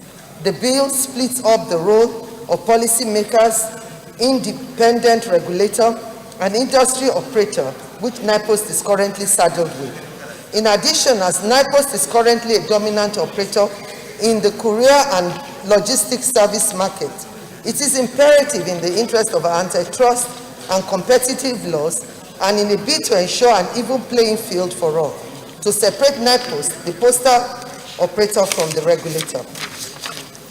The bill also made provision for administration and planning of national postcode system in line with global addressing standards for efficient mail delivery. At the moment, many addresses are almost impossible to locate, thus making doorstep deliveries a huge task. This provision will rectify the address system in many states in Nigeria and ensure that the post office is better empowered to carry out its duties. In an age of fast-paced innovation and disruptive technologies, this bill, if passed into law, will afford modernization of our postal industry while improving accessibility of the nook and crannies of Nigeria and fostering commerce. NIPOST's already extensive network penetration into rural areas and variety of services it can offer makes this bill a necessary tool for the promotion of social, financial, and digital inclusion. In addition, this bill seeks to establish a universal postal service fund, which shall be funded via appropriation from the National Assembly, contributions to the fund by the licensees, etc., to be applied for the deployment of subsidized postal services and infrastructure to the unserved and undeserved areas. By passing this bill, we will not only be ensuring that our postal services are carried out in line with international best practices, we will also be sending a signal and foreign postal investment while attracting skilled personnel in the field. Mr. President and my distinguished colleagues, this bill will, in an age where it has become necessary to ensure that our agencies are self-funding, improve revenue generation to the federal government coffers. Owing to NIPOST already exists extensive infrastructural presence across Nigeria, and in compliance with Order 77 subsection 3 of the Senate Standing Order 2015 as amended, this bill has no financial implication. Mr. President and my distinguished colleagues, I urge you all in the interest of Nigeria and Nigerians to lend your voices in support of this bill. Thank you, Mr. President. Leader of the Senate. Mr. President, my highly respected and distinguished colleagues, this bill, without any fear of contradiction, like the previous bill that we have considered, is a very, very vital and important bill, particularly as its objective is to bring the Nigerian Postal Service to the realities of the times, the realities of the 21st century, the realities of the information age in which we are all living witnesses in the world today. The objective of the bill that I find much more vital and necessary at this point in time is the separation of the operator and the regulator, that it is coming in as an operator, because that will provide private sector participation in the operations of the local services, while we have a regulator like a commission which is operating to regulate the postal service industry. This is an industry that has, in its various respects, suffered from the innovations that have happened over the years in the information and communication technology sector of the world, and Nigeria in particular. For us to survive, and for this sector to really survive and contribute to the development of this country, there is a need for us to amend the act that set up the Nigerian Postal Service, NIPOST, which was there. I think the last amendment was about 6. Now is the time for us to really innovate and put the postal sector and give it the necessary attention that it deserves for the development of our country and for the development of the postal service in general. I thank you very much, Mr. President. And Senator Borojo. Thank you, Mr. President. I am Senator Abaro Jibrin. I represent Kano North. Mr. President, let me first of all commend the sponsor of this bill for the work she has done in bringing it forward. I want to say that when we look at the 70s and 80s, the Nigerian Postal Service was a very, very efficient entity. It did not factor that into its operation and continued to operate as it was operating before. We have the emergence of ICT and so on and so forth. Now, this is what this bill is trying to address: to modernize the entity, to modernize the service by bringing in ICT and so on and so forth and unbundling the entire entity. This is welcome. This is very good. And we should do this. We should support this bill so that we can see, it can go a long way in operating like what we see in other climes. You can see how efficient postal services of other nations are doing, the way they are operating. We saw recently in US where election just took place, recently, where ballots were sent through the postal service, and it was done properly without any problem. So I think it's important we unbundle the Nigerian Postal Service, modernize its laws, allow modernity to come into play by bringing ICT and so on and so forth in its operation, so that we can all rely on it as we used to rely on it in our postal requirements, so that things will flow like the way it used to flow before in our postal system. I urge my colleagues to support this bill because it's really important. It is something that will help this country, something that will bring revenue to the government and also serve the people of this country very well, as we used to enjoy the service of our postal service in the 80s and 70s. I so submit. Senator Adiola Solomon Olawamiloko. Thank you, Mr. President. Very distinguished colleague. Let me join the last speaker in commending the efforts of the sponsor of this bill. Mr. President, distinguished colleague, you will all agree with me that the postal service that we have today is like an abandoned institution. Abandoned in the sense that the postal service no longer have the vibes that we have in the 70s, in the 60s, and even in the early part of the 80s.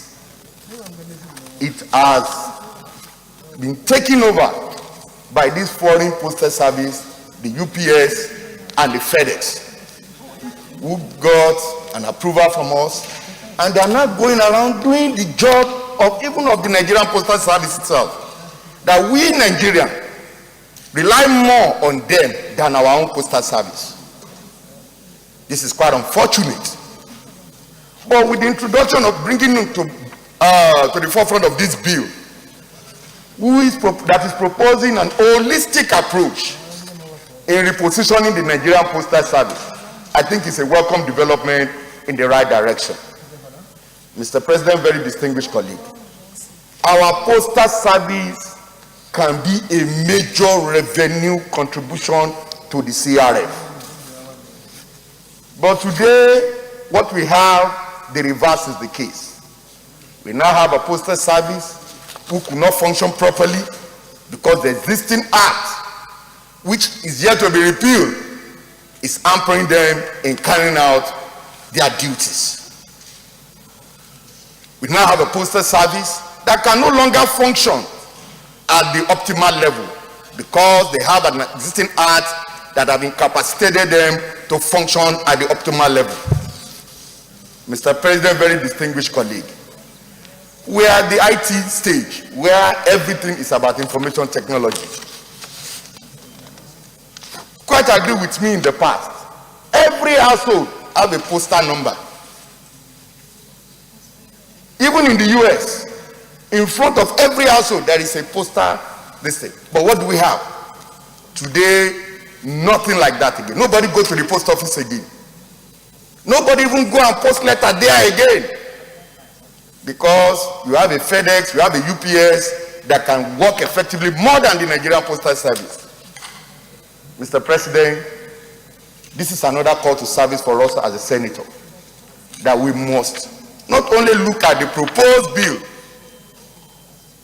alone, but holistically to ensure, among other things, that we have a bill that can compete favorably well with all other bills or all other postal services across the globe.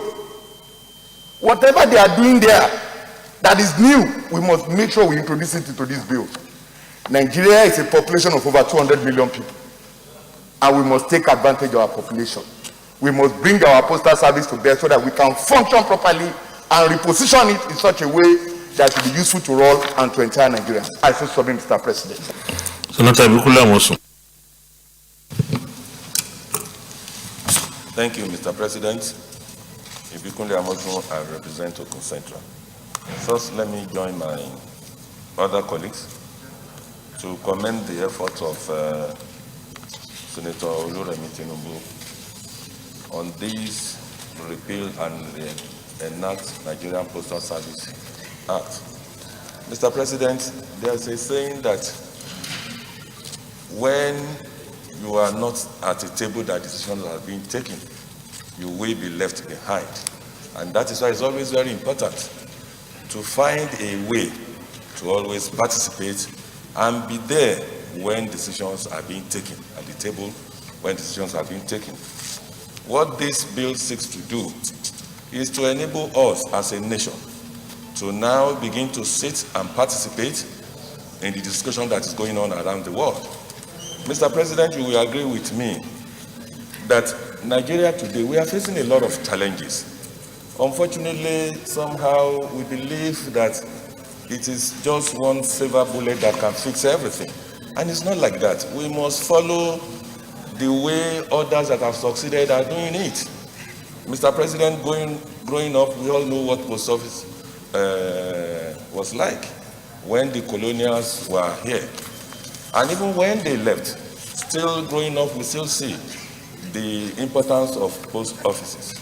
Today, Mr. President, very few, for example, me as a person, in fact, I can't remember when last I said I want to post a letter, because we do not have any confidence that it will be either delivered in time or even the safety and security of what is being posted.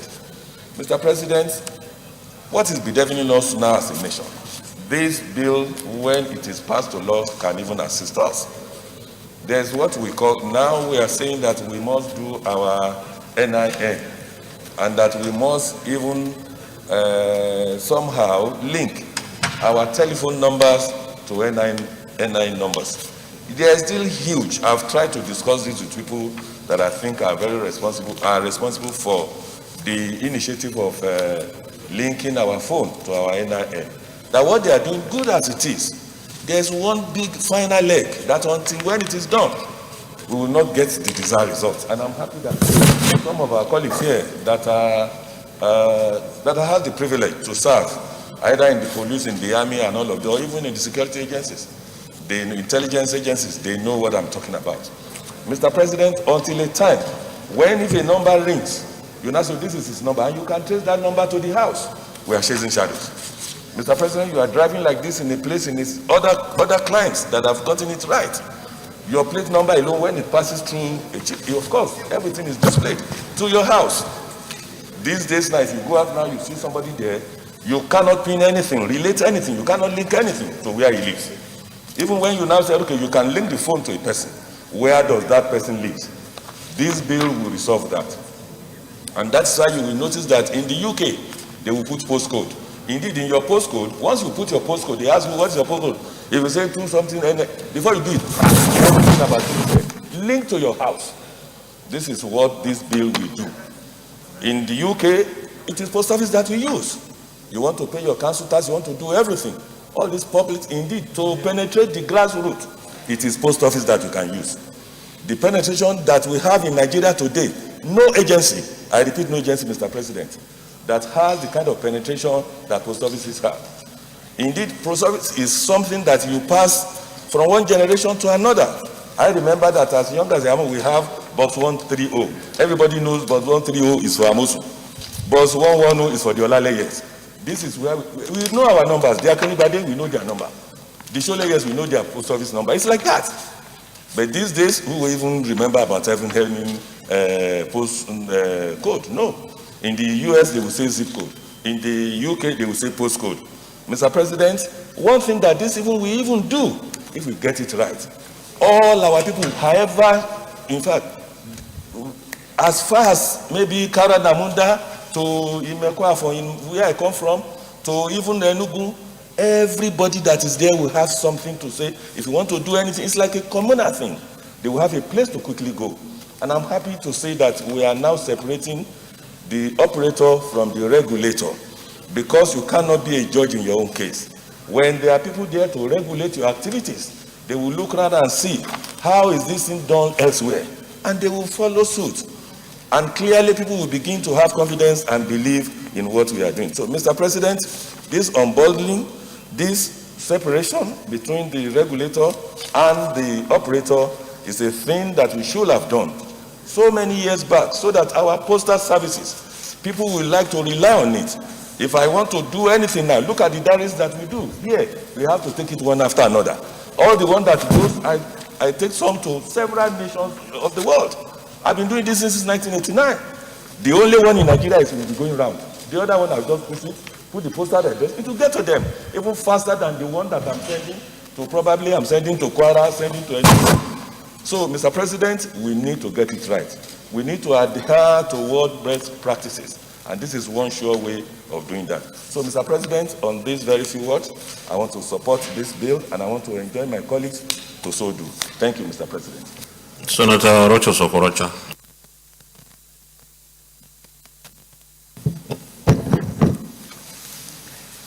Mr. President, let me add my voice in support of this great bill. This bill, which seeks to reposition the Nigerian Postal Agency as it was then called, is very apt and timely. This is important, Mr. President, because most of the time I get worried why most of the government-owned agencies never work. Is either Nigerian Postal Agency is not working, Nigeria Airways is not working, Nigeria Electric Power Authority is not working, Nigeria Telecommunication Authority is not working. Why is it that anything associated with government does not work? And that is not very good for us, not even for this generation or subsequent generations. So I want to commend my twin sister for presenting this great bill. At least this right step in the right direction to begin to correct and begin to let people know that Nigeria can work. Things like this matters a lot. Nigeria can work and we can get it right. So we don't destroy the psyche of generation yet unborn. So, Mr. President, I'm in full support of this, that this bill should be given every necessary support and backing. And most importantly, that it's coming from a person who shared the same birthday with me, my twin sister that I'm 2 days older than. Thank you, Mr. President. Those in favor that this bill be now read a second time, say aye. Those against, any the ayes. Clerk of the Senate. Mr. President, distinguished senators, a bill for an act to repeal the Nigeria Postal Service Act Cap number 127, Laws of the Federation of Nigeria 2004, and establish the Nigeria Postal Commission to make comprehensive provision for the development and regulation of postal services and for other related matters, 2021, SB 657, second reading. A bill for an act to repeal the Nigeria Postal Services Act Cap number 127, Laws of the Federation of Nigeria 2004, and establish the Nigeria Postal Commission to make comprehensive provisions for the development and regulation of postal services and for other related matters, 2021, second reading, and the bill is referred to the Committee on Communications to report by within 4 weeks. Leader of the Senate. Mr. President, my highly respected and distinguished colleagues, the fifth order of the day is the second reading of the Federal Medical Center Movie Adamawa State Establishment Bill 2021. distinguished senators will recall that the bill was read the first time in this distinguished chamber on Tuesday, 16th March 2021. Mr. President, we may wish to invite distinguished Senator Aishatu Tahir Ahmed Binani for the motion to be read the second time. For the bill. Distinguished Senator Aishatu Tahir Ahmed. Thank you, Mr. President, my distinguished colleagues. Aisha Tahir Ahmed Binani, representing Adamawa Central. Mr. President, my distinguished colleagues, I count this moment a privilege and a great honor to lead the debate on the general principles of the bill for an act to establish the Federal Medical Center, Mubi, Adamawa State. Mr. President, distinguished colleagues, Mubi is one of the oldest Nigerian towns.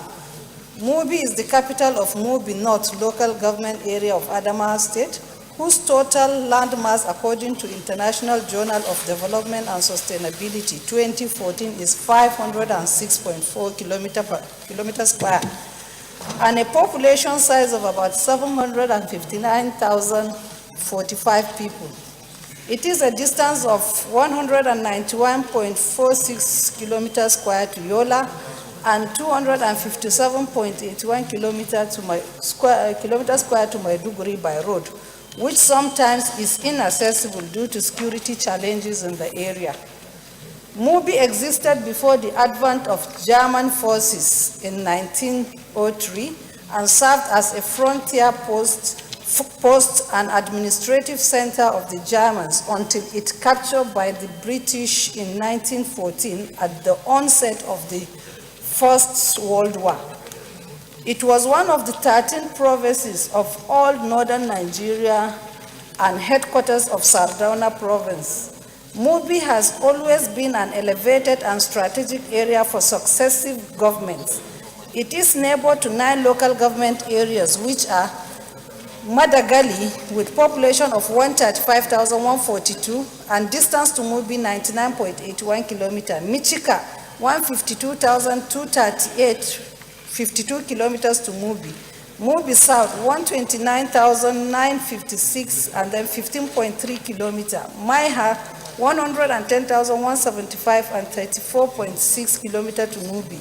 Hong, 169,183, then 45.6 kilometers to Mubi. Gombe, 147,787, then 73.1 kilometers. Goza, though in Borno State, it is nearer Mubi, 276,568 and then 126.1 kilometers.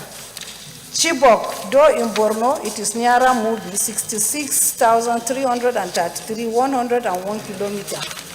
Oba Askira, though in Borno, but still nearer to Mubi, 143, 313, 57 kilometers to Mubi. Total population of about 1,330,495. This, together with the population of Mubi North, makes it 2,089,540 people, very much higher than Bayelsa State's 8 local government area with a population of 1,704,515. Nonetheless, this historic town has suffered from government neglect in terms of federal presence, especially in the area of tertiary healthcare delivery. A 2020 multi-sector needs assessment on health living standard gaps of accessibility, availability, quality, use and awareness of Mubi people funded by European Union humanitarian aid reveals that 24% of households live below health living standard, out of which 1% is extreme and 23% severe. 2, 8% of residents need more than 1 hour walk to access health care. 3, the health living standard gaps of Mubi South and Mubi North local governments is 55% high compared to Lamurde, which is 9%, Sheleng 11%, and Maiha 9%. For 29% of households have low health living standard vulnerability. 24% of residents who are 60 years and above have mental or physical disability or chronic illness. And lastly, 7% of residents will not seek treatment with formal health facility provider due to the problems of accessibility, overcrowding, awareness, and affordability.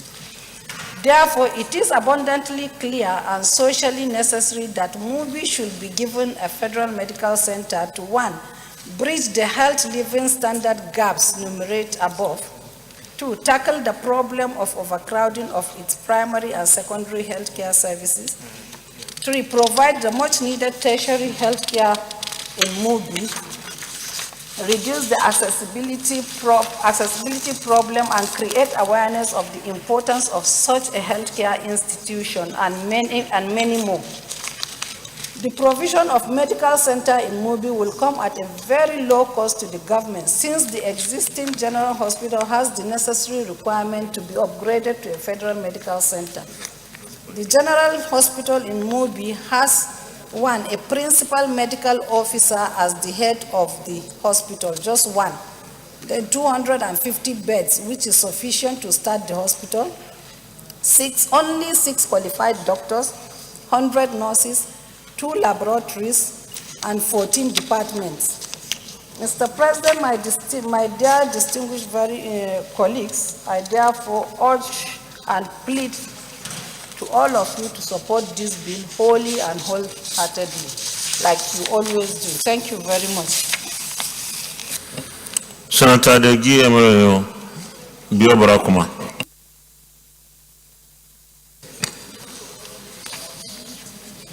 Mr. President, very distinguished colleagues, my name is Degi Emerio. I represent the people of Bayelsa East Senatorial District. I rise to speak in support of this bill for the establishment of Federal Medical Center in Mubi of Adamawa State.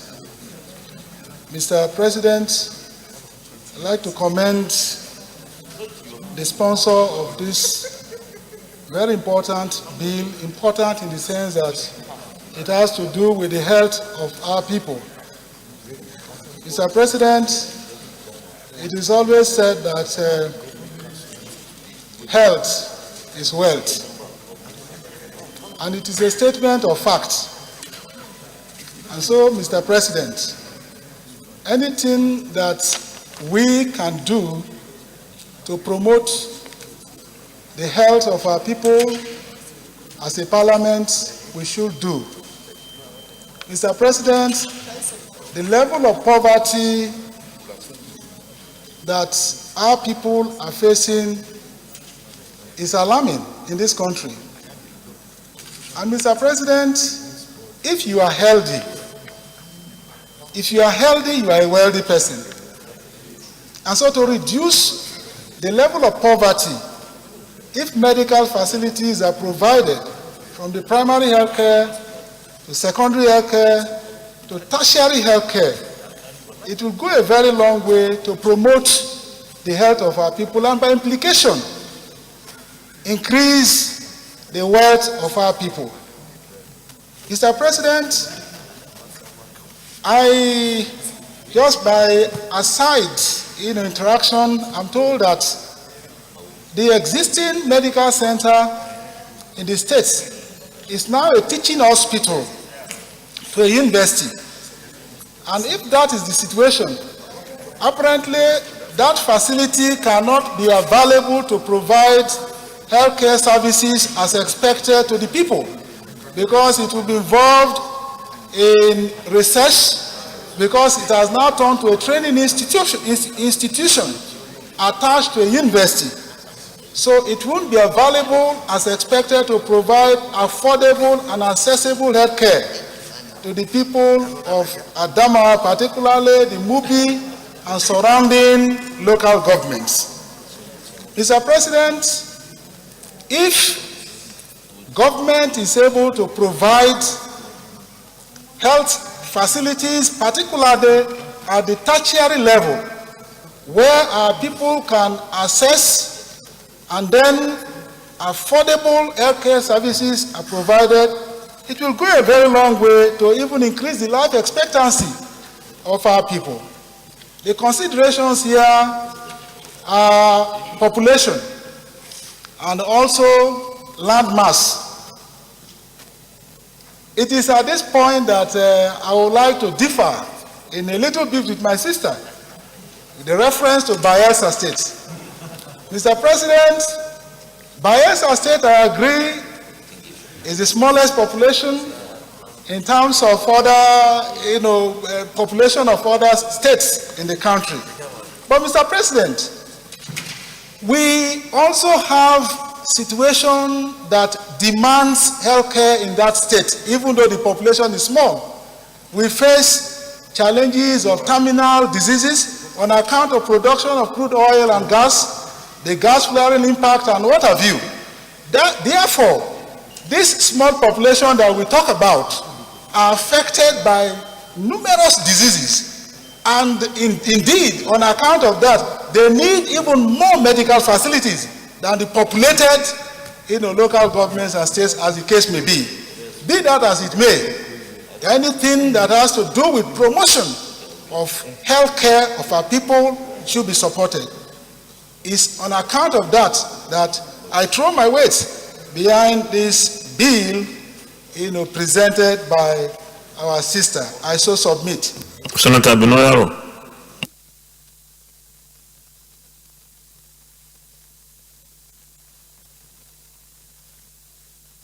Senator Binoyaro. Thank you, Mr. President. I didn't realize it was me. I'm Binoyaro. Have you changed your name? I will not, Mr. President. I'm still Binoyaro, Adama South. Mr. President, I rise to support the second reading of this bill and also commend my sister, distinguished Senator Aishatu Ahmed Ayuri Binani, for fast-tracking this bill. Mr. President, as has been canvassed in the lead debate, because the FMC has been converted or a bill has been passed in this hollow chambers to convert it to an FMC, to a teaching hospital attached to the university, there is a need for us in Adamawa to have another federal medical center. For this reason, Mr. President, this bill is very timely, it is apt, and it should be supported.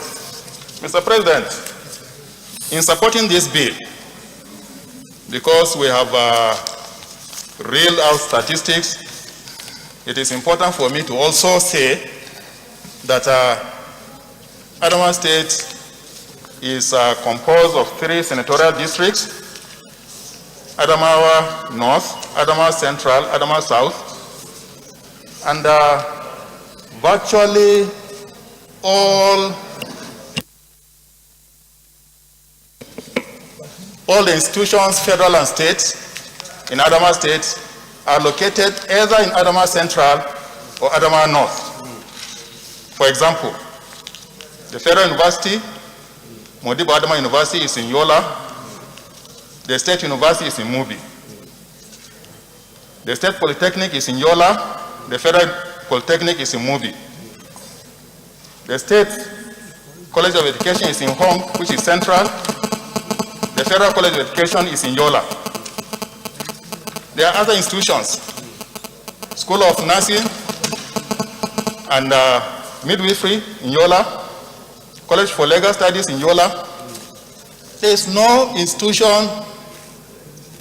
of note in Adamawa South, which actually is Distinguished, I think this is something you can address. Some of the institutions you mentioned in Central and North is something you can internally deal with, and you can bring bills to establish institutions, federal institutions that you know have not been established in the state. Another senator, the sponsor of this bill, Senator Aishatu, does not represent Adamawa North. And this federal medical center is if the bill becomes a law, will be to establish a federal medical center in Adamawa North. So it's an effort that you people from Adamawa, our distinguished colleagues here, should all put together so that you can also have something in the southern zone. You can round up. Thank you, Mr. President. I take the guidance and I'm well guided. So, in summary, I'm in support of this bill. Thank you. Distinguished Senator Siraki Dixon, Belsa West. Thank you very much, Mr. President and my distinguished colleagues. I am Henry Siraki Dixon, representing Bayelsa West. Mr. President, ordinarily, I would not have risen on account of the presentation by the distinguished senator who led the debate for the establishment of this institution. Already, I've been here for about 3 months and I've seen the pattern coming from my background where we administer scarce resources. But I've seen the pattern where institutions are proposed and the Senate discusses it and then follows the process through. So I'm not ordinarily opposed to this, even though I know that 3 weeks or so ago, our dear colleague, distinguished senator, who led the debate, who is the main sponsor of this bill, also proposed a bill for the establishment of a medical facility. So, because we are dealing with scarce resources, my caution is whether there is no possibility by which some of these can be merged for effective utilization of scarce resources. But however, the reason I have stood up is because of the very erroneous reference that she made to Bayelsa. And sometimes this is out of ignorance and it becomes a pattern. If, Mr. President, we ask distinguished Senator Benani, what is the basis of the population she's talking about? A faulty Nigerian population that is not verified or verifiable. We don't know who conducts it, who verifies it, and sometimes it's as if we are in things fall apart of Chinua Achebe, who says those who in Nigeria are fortunate that their yams are roasted by benevolent spirits should not forget to be humble. If we had a military president who had powers to create local governments, no one in this Senate, no one in this country will be telling Bayelsa that we have 8 local governments. In my senatorial district, it will take me 4 days to go around my senatorial district. In my local government, Sabama, as governor, if I had to toll, it took me 3 days to go around. The size of Bayelsa is bigger than 3-4 times some states in this country. The physical landmass and the water bodies. I just thought I should rise up to enlighten the sponsor and by so doing the rest of the country. That when people talk about population, we should be careful. Because if you go deep into it and you ask who conducted, who verified, what and what accounted, where are the houses, where are the communities, who are the residents, and how justifiable. The distinguished Senator Dixon, apparently I have to guide this your contribution because you have made your point, and I think given our standing orders that we shouldn't input improper motives on submissions by our colleagues. I think the discussion is not on the population of Bayelsa or the population census conducted before. I think we should rather concentrate on the main focus that we establish a federal medical center. I agree there are many questions people would like to raise or ask, but I think the essence of this debate is to focus on what the bill, the principles, the general principles and the merits of the bill. And you are very, very conversant with that process. To say, with all due respect, is that the debate and the submissions in these hallowed chambers must be based on verifiable facts. So if anyone is standing up here, because she could very well have made that case without reference to Bayelsa. She on her own referred to figures of population which are not verifiable, the basis is not explained, and I was only rising up to enlighten and to contribute. Without prejudice to the merits or the demerits of the bill, that the premise, the factual premise that she herself has put forward as a reason or one of the reasons why this bill should be considered is faulty. And now in this debate, that should be expunged, that should not form part of it because it is not factual, it is incorrect. I'm sure that is the way you rounded up, and let me also say that when you have an opportunity like this, you may sit down please.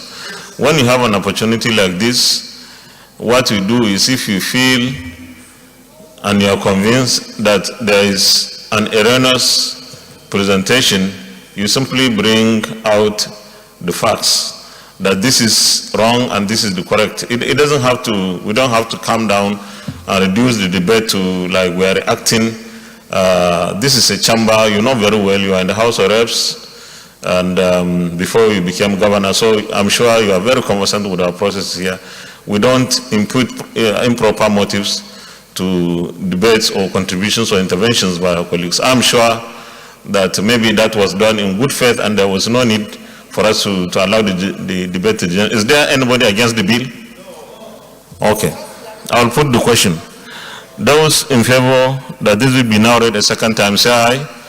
Those against, say nay. The ayes have it. Clerk of the Senate. Mr. President, distinguished senators, a bill for an act to provide for the legal framework to establish the Federal Medical Center movie, Adamawa State, and for related matters 2021, SB 668, second reading. A bill for an act to provide the legal framework to establish the Federal Medical Center movie, Adamawa State, and for related matters 2021, second reading taken, and the bill is referred to the Committee on Health to report back within 4 weeks. Thank you very much, distinguished colleagues. Leader of the Senate. Mr. President, my highly respected and distinguished colleagues, having come this far and in view of the mood of the Senate, given the number of senators who are now present, I rise to move the motion for this distinguished chamber to suspend and step down the consideration of all other items on our agenda today to another legislative day. So, Minority Leader. Mr. President, I second the motion.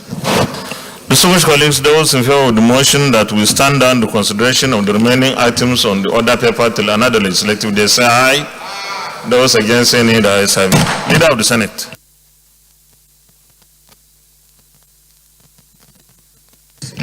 I rise to move the motion for this Senate to adjourn until tomorrow, the 24th of the month of March 2021 at 10 a.m. prompt. I so move. Minority Leader.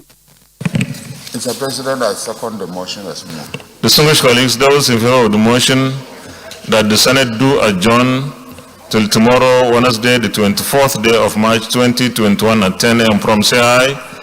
Those against, say nay. The ayes have it. The Senate is hereby adjourned till tomorrow, the 24th day of March 2021 at 10 a.m. prompt.